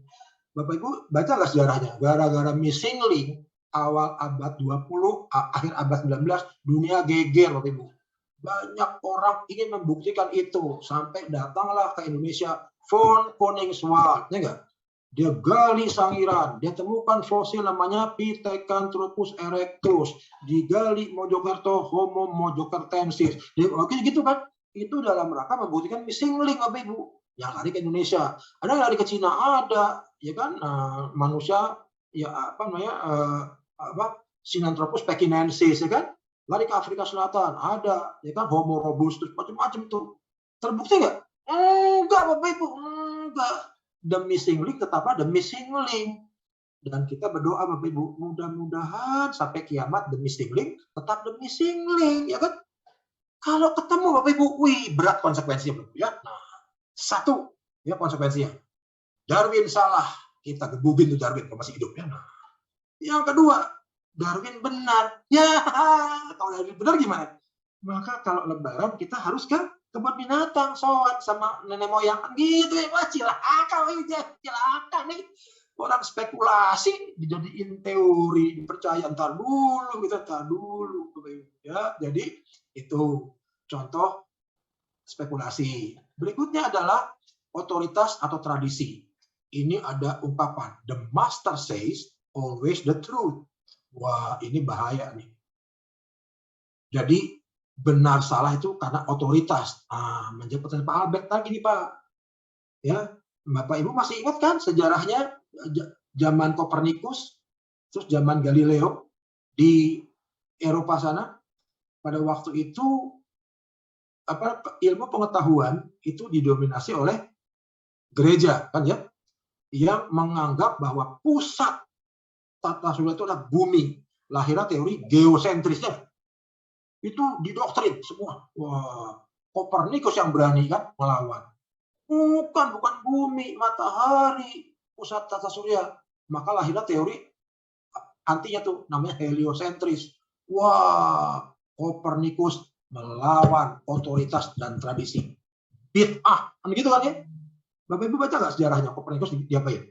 Dihukum mati kan? Dihukum mati. Nah, Galileo juga dihukum mati. Nah, itu namanya apa? Otoritas. Kebenaran itu dimunculkan oleh si pemegang otoritas. Ada nggak sampai sekarang? Ada Bapak Ibu. Ada Bapak Ibu sampai sekarang. Kalau dia adalah kerajaan, raja, titahnya adalah hukum kan? Ya kan? Nah itu the master says always the truth. Nah ini udah kita pakai Bapak Ibu. Nah yang terakhir itu penelitian ilmiah berdasarkan data yang harus dikumpulkan, kelogisan, losada. Ini dia. Nah kita sekarang di fase yang terakhir, penelitian ilmiah. Sebelum saya lanjut, apakah ada pertanyaan Bapak Ibu sampai sini? Oh. Apa ada yang sudah tergelitik untuk bertanya kepada Pak Budi? Materinya sejauh ini sangat membuka insight ya Bapak Ibu ya. Saya yakin, saya tuh sudah beberapa kali mendengarkan beliau menyampaikan. Masih saja saya gini, oh, gitu. Ekspresi saya tuh, oh iya. Gitu. Saya seneng banget kalau mendampingi Pak Budi ini. Adakah Bapak Ibu yang mau bertanya? Oh, ini Bu Nisrina kembali ingin menyampaikan pertanyaan. Monggo Bu Nisrina. Ada raise hand tadi Bu Nisrina? Ya, baik. Terima kasih atas kesempatannya. Jadi seperti ini pertanyaan saya. sebenarnya itu tadi kan ada cara pemecahan masalah itu salah satunya adalah trial dan error. Ya. Nah, ada penelitian murid saya itu dia itu sebenarnya dari kebetulan mungkin ya, bukan trial dan walaupun ujung-ujungnya itu trial dan error. Jadi kebetulan murid saya ini orang tuanya adalah dokter spesialis THT dan selalu si anak ini tuh selalu memperhatikan ketika ibunya sedang praktek gitu. Lalu sampai akhirnya singkat cerita dia ini sadar bahwa kandungan albumin di dalam telur putih yang direbus itu bisa membantu mempercepat ruptured ear, ruptured gendang telinga. Gendang telinga yang robek, gendang telinga yang robek seperti itu.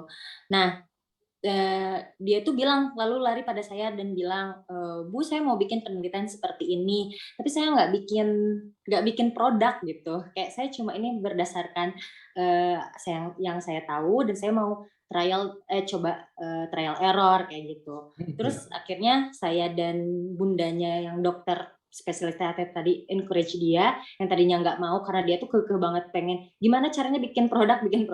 Akhirnya buatlah sebuah eksperimen yang dibimbing juga oleh dokter spesialis THT-nya yang tujuan penelitian itu hanya untuk menyadari bahwa kandungan albumin di telur putih rebus tadi tuh bisa mempercepat penyembuhan. Nah sebenarnya gini Pak, jadi anak-anak itu fokusnya tuh kalau penelitian tuh harus bikin gitu ya, harus jadi sesuatu. Nah, apakah kalau misalnya tujuannya hanya untuk menyadari si pembaca gitu, jadi pemecahan masalahnya itu ya di trial dan error, tapi ya tidak ada sesuatu yang sebenarnya itu bukan inovasi yang produk baru gitu kan ya Pak Bu ya, cuma menyadari gitu. Itu bagaimana sih Pak Bu di mata juri? Terusnya seperti itu.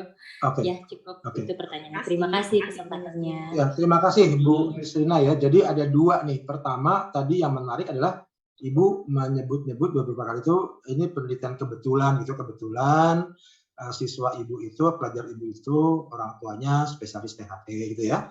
Yang kedua, Ibu menyampaikan penelitian itu selalu dikaitkan dengan buat produk gitu ya. Nah, begini. Pertama, jawaban saya itu nggak kebetulan Bu. Kebetulan dalam pengertian sempit, artinya memang siswa Ibu itu kebetulan ngelihat itu, tapi sebetulnya ilmunya kan bukan kebetulan pada saat itu anak itu ngelihat ibunya praktek kan, enggak kan?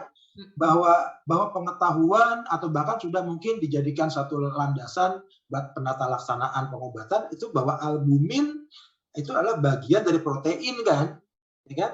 Itu dapat mendorong regenerasi sel. Itu udah pengetahuan yang udah lama tuh. Cuma kebetulan di sini adalah kebetulan anak itu punya interest dan nah itu jadi kebetulan yang saya sampaikan tadi beda dengan kebetulan Ibu sampaikan. Kalau kebetulan tadi saya sampaikan itu masih zero, belum ada pengetahuan apapun. Nah, kebetulan. Terus yang kedua, apakah harus buat produk? Nah, gini Bu, kalau juri dalam setiap kali ajang konfer atau lomba itu tidak mengandalkan produk, Bu. Enggak. Kita ngelihat proses gitu. Karena produk itu kan hilir kan? Iya, hilir. Tapi bagaimana prosesnya sampai si siswa itu menghasilkan barang jadi atau produk itu yang kita nilai, Bu. Coba ceritakan. Ini bahan-bahannya diapain? Oh, diekstrak, Pak. Kenapa diekstrak? Apa tujuannya? Itu yang kita gali, Bu. Bahwa produknya ada nih, ya itu sih hilir, nanti aja. Dan bahkan boleh begini ya Pak Budi ya, ketika sebuah research itu masih belum sampai nih ke final step-nya, ke tahap akhir sampai produknya, tapi sudah nampak ada proses pengembangannya sampai mana, sampai gitu. Nah, itu pun boleh ya Pak ya, boleh dan bisa mendapatkan gold medal itu. Nah, di sebuah conference, nggak usah khawatir. Jadi nggak selalu harus menghasilkan produk ya Bu. Karena saya khawatir nanti mereka udah males ya. Ya produknya apalagi nih, enggak, prosesnya yang paling penting. Karena mereka akan jadi ilmuwan kan, ya kan? Nah, gitu. Jadi bukan produknya. Dan ini saya rasa bisa juga nih Pak nambahin dari tadi yang ditanyakan Bapak, yang mana ya Bapak peserta, yang mana tadi yang kayak boleh nggak sama dan sebagainya. Saya bahkan beberapa kali nih dengan siswa-siswa saya atau bahkan dengan kedua anak saya yang sampai saya harus bikin satu ruangan dirombak untuk jadi bengkel kerja mereka, karena seringkali nih Pak Budi, satu ide risetnya tuh bisa bertahun-tahun nih Pak. Dia masih pengen kembangkan lagi, dan kita juga punya Bapak Ibu nanti kalau pas Ibu Monica menyampaikan contoh-contoh ya mungkin di hari kedua tuh ada beberapa siswa kita ya Pak Budi yang dari tahun ke tahun dia bisa dengan tema yang sama. Ini contohnya atnya kalau nggak salah itu dari Bali, itu dia fokus banget meneliti Frangipani ya. Apa Pak? Frangipani, Kamboja Bali. Tapi dari setiap tahun dia mengikutsertakan di situ selalu ada perkembangan ya Pak Budi ya. Kita waktu itu gitu ya, ada pengembangan lagi, diteliti dari sudut ini. Muncul. Itu pun nggak apa-apa gitu ya kan Pak Budi? Iya, betul. Kalau tadi saya udah penanya Bapak itu, kalau temanya sama, dia harus mengembangkan. Karena kalau enggak cuma mengulang lagi kan gitu ya. Nah, dia kan harus one step ahead kan. Jadi itu. Kalau temanya beda boleh. Jadi kembali ke Bu Misrina, kami para juri itu kalau dihadapkan pada kayak gitu ya, pertama tidak akan mengagungkan atau menjadikan sesuatu yang sangat penting itu produk, enggak. Itu prosesnya. Yang kedua, pengembangan tadi yang tadi Bu Dia sampaikan. Kalau tema sama tuh kita nilai berkembang enggak ya. Nah, tadi mulai ngomong kulitnya, sekarang ngomong bijinya, sekarang itu kan berkembang. Nah, itu yang kita nilai gitu. Kita nilai bahwa nanti sebagai pengetahuan tambahan begini, kira-kira hasilmu ini kira-kira mau bisa dikembangkan kemana ya? Itu cuma pertanyaan bonus. Kalau dia jawab bisa dan memang itu kita berikan tambahan. Tapi sebetulnya udah kita tangkap, oh bagus nih gitu. Ada pertanyaan yang bisa menjadi lanjutan dikit nih Pak dari chat box Bapak Yohanes, yang namanya penelitian tuh bisa jadi belum berhasil. Ada satu waktu atau bahkan nggak sesuai beneran nih dengan harapan. Kita sudah sampai hipotesis tadi belum ya Pak ya? Belum ya. Mungkin nanti dijawab di situ, monggo. Bagaimana cara menyemangati siswa-siswa agar mereka tidak lantas menjadi malas atau berhenti meneliti? Ya, jadi itu yang kita khawatirkan, karena kalau misalnya kita terlalu strict ya, terhadap sesuatu yang memang kita yakini, tetapi yang kita hadapi kan siswa SMA dan pelajar SMP kan, itu mereka nanti patah semangat. Dia tetap dorong ya curiosity dia, rasa ingin tahu dia, kemudian juga penasaran dia, kita dorong supaya dia tertanam dalam jiwanya bahwa segala sesuatu itu memang harus pakai observasi yang mendalam. Nah itu nggak instantly. Makanya Bapak Ibu, saya pernah di dua tempat. Pertama adalah untuk OSN, Olimpiade Sains Nasional tuh ya, Olimpiade tuh. Yang kedua ini yang dengan Bu Monica dengan ICYS, CYS, AAPSIS macam-macam. Nah, saya lebih cenderung yang kedua. Kenapa? Karena yang OSN itu tidak by riset, ya, tidak by riset. Dia cuma belajar aja dari buku, kelotoknya itu buku ya, kutu buku ya, mau apa rumus bisa menang juara Olimpiade biologi, matematika, bahkan sampai tingkat dunia. Tapi kalau by riset seperti yang dikembangkan oleh CYS ini, ya kan, itu akan sangat berbeda. Kenapa? Akan memunculkan kreativitas, inovasi, nggak gampang menyerah. Tapi kalau OSN nih, kotak-kotik rumus, mentok, udah ada banting bukunya, kesel kan gitu ya. Kalau riset nggak gitu, mentok nih. Dia mikir, oh iya ya, oh iya. Nah, di situ tuh serunya. Jadi pembimbing riset pun harus punya pengalaman yang cukup banyak supaya tidak terlalu menjebak siswanya atau mendoktrin siswanya jadi tidak kreatif. Justru riset itu kreativitasnya itu, gitu kan ya, iya kan? Di situ serunya. Makanya kalau saya bilang, wah Indonesia bangga telah menyabet 3 medali emas di Olimpiade ini. Ya bangga sih, bangga ya sebagai sebuah bangsa, tapi tidak lebih bangga ketimbang ada pemberitaan menyabet emas dalam ya kan, apa namanya, conference yang mengetengahkan hasil riset. Lebih bangga itu, benar. Gitu. Jadi itu ya. Nah, jadi Bapak Ibu sebagai guru pembimbing riset itu harus memahami ini supaya tidak terjebak seolah-olah mereka tuh para siswa terkungkung gitu ya. Bebaskan aja. Nanti baru kita bentuk pelan-pelan. Toh mereka juga akan berkembang kan. Nanti habis SMA ke perguruan tinggi, habis S1, S2, nah itu dia berkembang. Nah, nanti begitu sampai S3 dia baru begini. Iya ya, ternyata baru paham banget gua sekarang. Ya begitu. Iya betul sekali Pak. Makanya saya pun juga begitu tadi saya bilang saya tergeret ke sini karena anak-anak saya, tapi karena saya sangat bisa memberikan testimoni betapa bekal-bekal soft skill dari research ini itu luar biasa.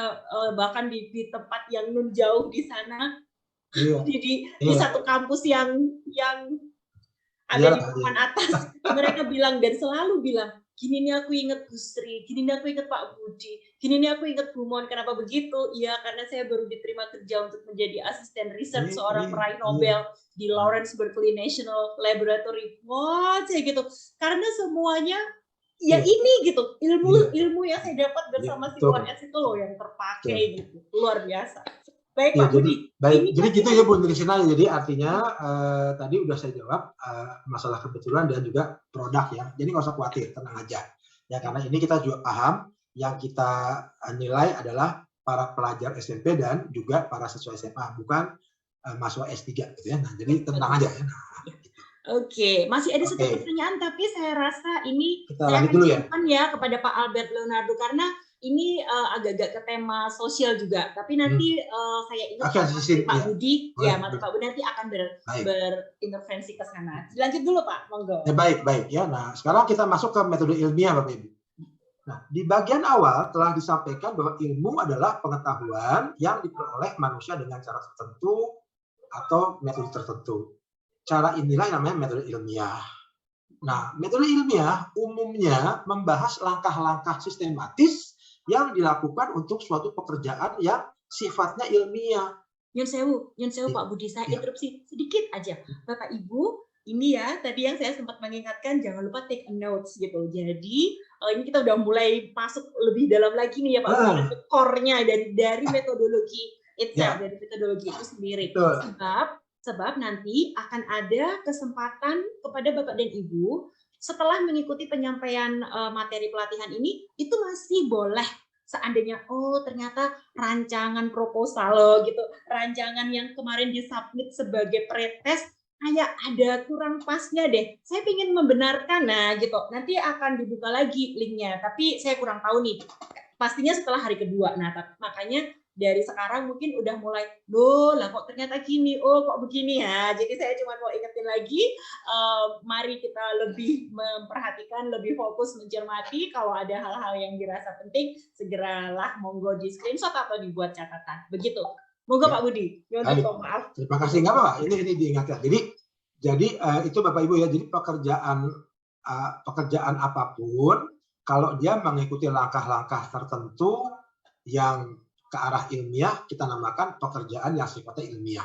Dan itu boleh diklaim menghasilkan suatu hasil yang memang saintifik atau ilmiah.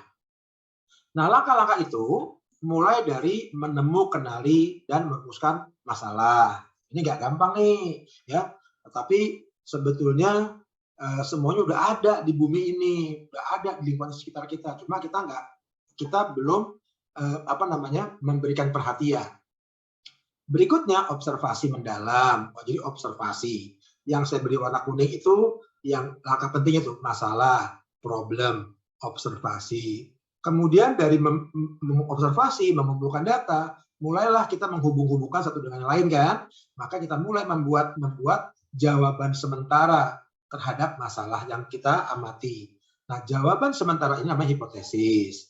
Kemudian karena hipotesis itu bisa benar, bisa juga salah kemungkinannya, maka lanjutkan dengan pekerjaan pembuktian kan? Kita buktikan. Setelah kita buktikan ternyata berulang-ulang kita buktikan mengarah pada satu kesimpulan atau satu fakta yang sama, maka hipotesis itu dapat menjurus pada suatu kesimpulan atau tesis. Hiponya hilang, tesis dan jadinya kesimpulan yang ilmiah. Nah, kalau ini saya buat ringkasan, Bapak Ibu, jadi POHET, Bapak Ibu. Problem, observasi, hipotesis, eksperimen, teori, atau tesis. Langkah-langkah ini adalah ritual dalam dunia sains yang harus tertib, Bapak Ibu. Sama kalau di religion itu, ini adalah rukun. Gitu ya, rukun. Ya kan? Nah, kalau rukun nggak boleh ngacak, harus tertib, gitu kan? Nah, jadi apa tuh rukunnya dalam ilmiah? POHET, problem, observasi, hipotesis, eksperimen, teori. Nggak boleh gini, POHET kurang seru saya ganti saya balik, hepot, nggak boleh, masa hepot nggak boleh. Nah, atau tepoh gitu, nggak boleh, atau opet nggak boleh. Jadi harus. Karena ini ritual. Karena itu selalu banyak orang nanya gini, kalau gitu mirip-mirip dengan religion dong, ada ritual segala. Iya. Makanya antara sains dengan religion itu harus saling mendukung, saling menopang, seperti apa yang disampaikan oleh Albert Einstein. Ya kan? Bapak Ibu masih ingat nggak pernyataan Einstein sebelum meninggalnya tuh? Religion without science is apa? Religion without science is lame, lumpuh dia. Ya, science without religion is blind, buta dia, tabrak sana sini, gitu kan? Nah gitu. Jadi itulah hubungannya.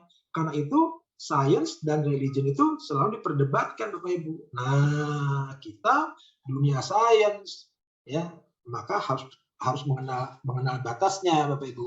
Mengenal batasnya kita balik.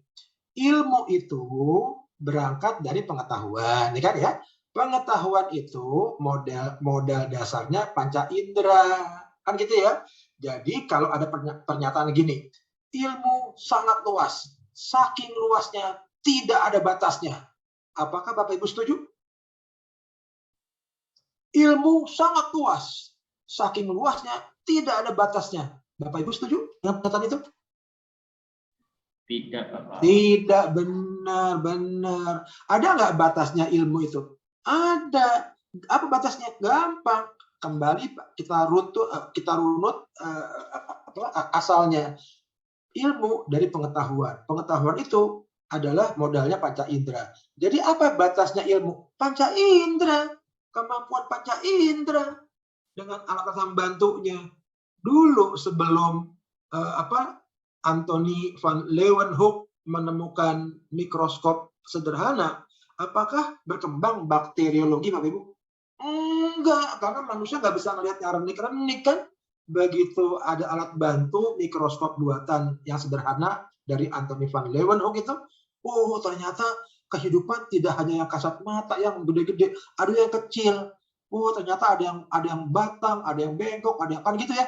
Lahirlah bakteriologi, betul ya? Makin berkembang dengan makin maju teknologi sampai perbesaran yang sangat besar. Gitu kan ya? Berarti alat bantu. Nah, jadi ilmu sangat luas namun tetap ada batasnya. Batasnya kemampuan panca indera. Kalau saya mengatakan gini, Bu Carolina Sari, hati-hati Bu ya. Ibu segera panggil temen deh. Karena saya lihat di belakang Ibu ada makhluk besar tuh warna hitam Bu. Nah, gitu ya. Nah, apakah itu ilmu Bu? Tidak. Karena yang tahu cuma saya doang yang lihat. Nggak semuanya kan gitu kan, nggak bisa. Itu not science, tegas tuh. Not science. Tapi Pak, Tuhan yang Maha Esa menciptakan makhluk gaib. Kita percaya. Tapi percayanya tidak lewat science, lewat religion gitu. Jadi jangan campur aduk nih nanti. Maka sekarang ya Bu Diah ya, ada terkun, dokter yang juga dukun. Iya. Gimana? Dokter itu science, based on evidence. Dukun itu was ya. Masa bagaimana? Kok digabung tuh nggak mungkin gitu loh. Jadi itu ya, Bapak Ibu sebagai orang beriman percaya nggak ada surga dan neraka? Percaya, kan ya? Surga katanya indah sekali, neraka panas. Percaya, berapa derajat Celcius panas neraka? Belum pernah ada yang ke sono kan gitu ya. Nah, kan gitu ya. Jadi kok percaya? Percayanya bukan lewat jalur sains gitu loh. Gitu Ibu. Bapak Ibu sering ditanya tuh sama para siswanya, ya kan?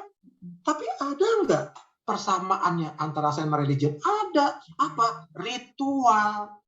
Ritual agama apapun kalau beribadah ada ritualnya, enggak Pak? Iya nggak Pak Albert? Ada urutannya kan? Ada. Kayak misalnya di agama Islam sholat, ya harus A, B, C-nya ada. Agama Katolik ada, semuanya ada ritualnya. Dilanggar, ya ngaco loh, gitu kan? Gitu, nggak benar dalam beragama kan gitu ya? Ya itu kesamaannya, gitu. Pak. Nah, gitu ya. Jadi mohon nih hati-hati Bapak Ibu, jangan sampai nanti kita terjebak, akhirnya berdebat, akhirnya emosi, padahal sebetulnya udah jelas ada batasannya, gitu. Ada batasannya.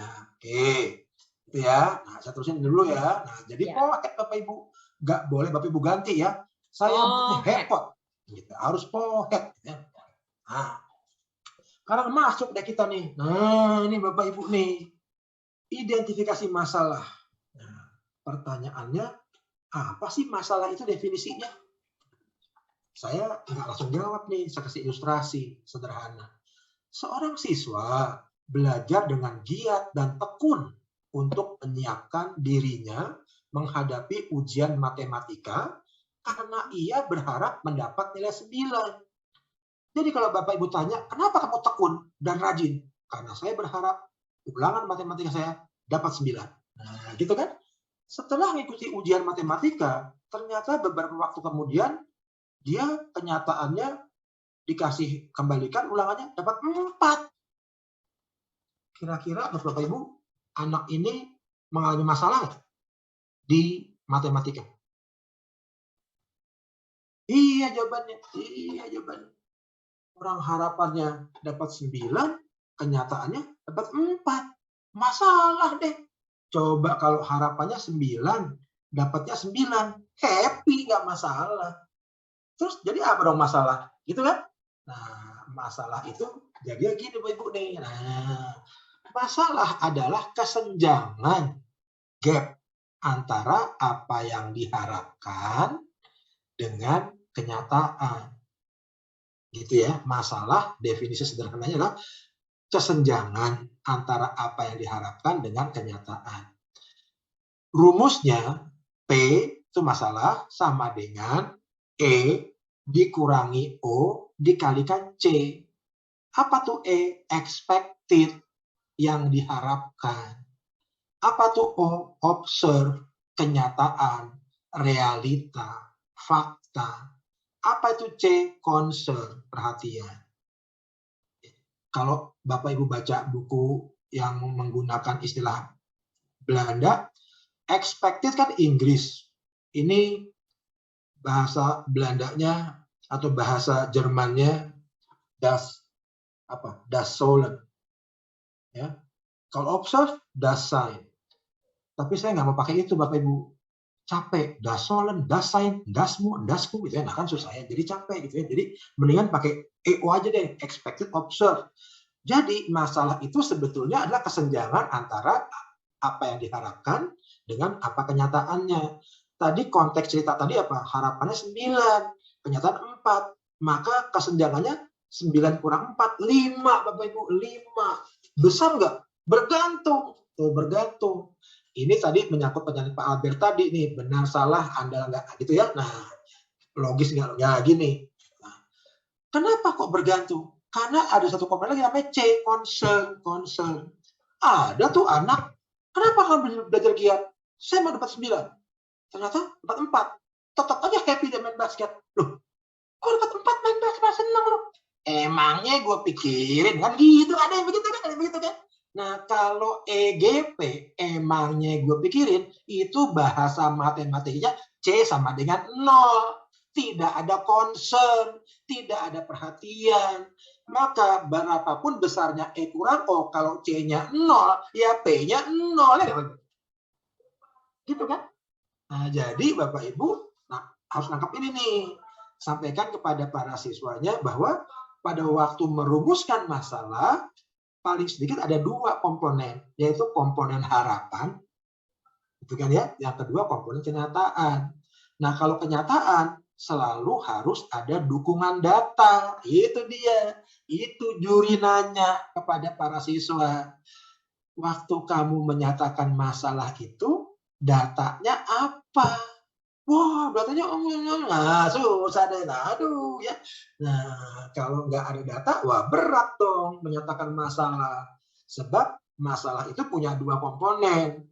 Ada harapan, kondisi ideal kan, ada kenyataan yang harus ada datanya gitu. Nah, terus bagaimana nih menjabarkan ini? Kita lihat dulu.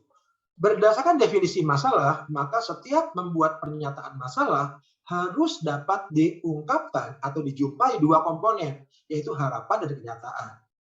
Harapan di sini maksudnya adalah harapan banyak kepentingan. Boleh jadi ya harapan peneliti, harapan pemerintah, harapan masyarakat, dan harapan teori yang tertinggi itu. Kalau levelnya SMP SMA boleh jadi harapan peneliti deh gitu ya.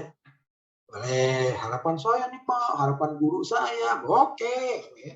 Tapi kalau udah masuk S2, S3, apalagi S3, itu nggak boleh harapannya lainnya, harus harapan teori.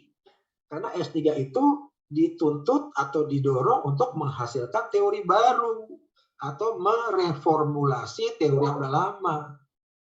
Nah, gimana juri kalau menghadapi siswa SMA atau pelajar SMP? Ya nggak sampai situ pertanyaannya. Ini harapan siapa nih kamu jadi ini? Oh, harapan saya, Pak. Apa harapan rumah saya jadi bersih dari kulit rambutan? Oke deh, gitu. Oke deh. Karena levelnya masih pemula kan, kita nggak berat-berat. Apalagi dia nanti reject, patah hati dia kan, patah semangat. Nah, gitu. Komponen kedua, ya kenyataan. Yang dimaksud adalah fakta objektif tentang kondisi masa kini. Jadi existing condition-nya. Kalau dikatakan masalahnya tuh banyaknya kulit rambutan di sekitar sekolah, maka harus dinyatakan berapa banyaknya itu. Nah, biasanya siswa itu masih pakai kualitatif kan.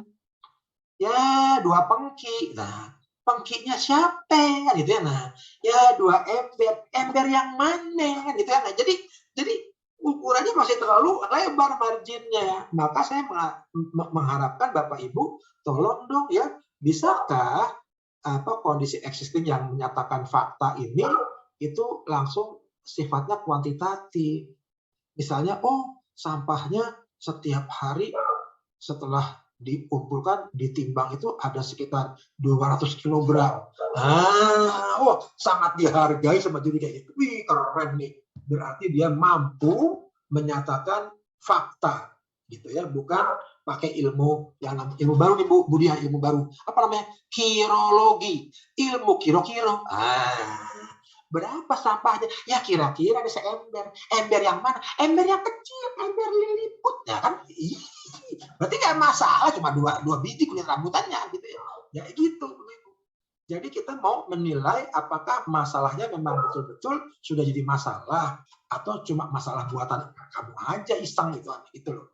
Itu ya. Nah, fakta objektif berarti setiap fenomena nyata yang terjadi haruslah didukung dengan data sebagai bukti. Tuh. Nah, Pak, tapi saya susah Pak. Jangan sendiri, boleh sekunder, boleh. Menurut harian Kompas atau harian apa di ini sehari sekian ton. Tuh, boleh. Jadi nggak harus primer Bapak Ibu, kan kasihan juga primer ya.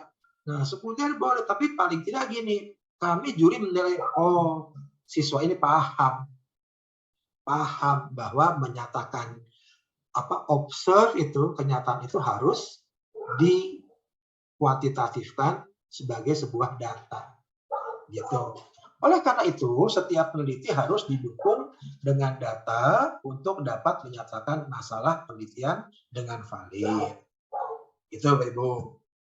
Nah, untuk memudahkan peneliti menulis karya ilmiahnya, maka di latar belakang harus memuat fakta objektif dengan dukungan data, selain berisi alasan mengapa penelitian tentang ontologi itu penting dikerjakan. Jadi saya mau ngomong gini, apa sih sebetulnya yang peneliti harus tulis dalam latar belakang di bab 1 itu? Semua fakta didukung data yang mendukung rumusan masalah, itu aja. Bahwa penelitian ini penting karena begini, itu boleh ditulis. Enggak pun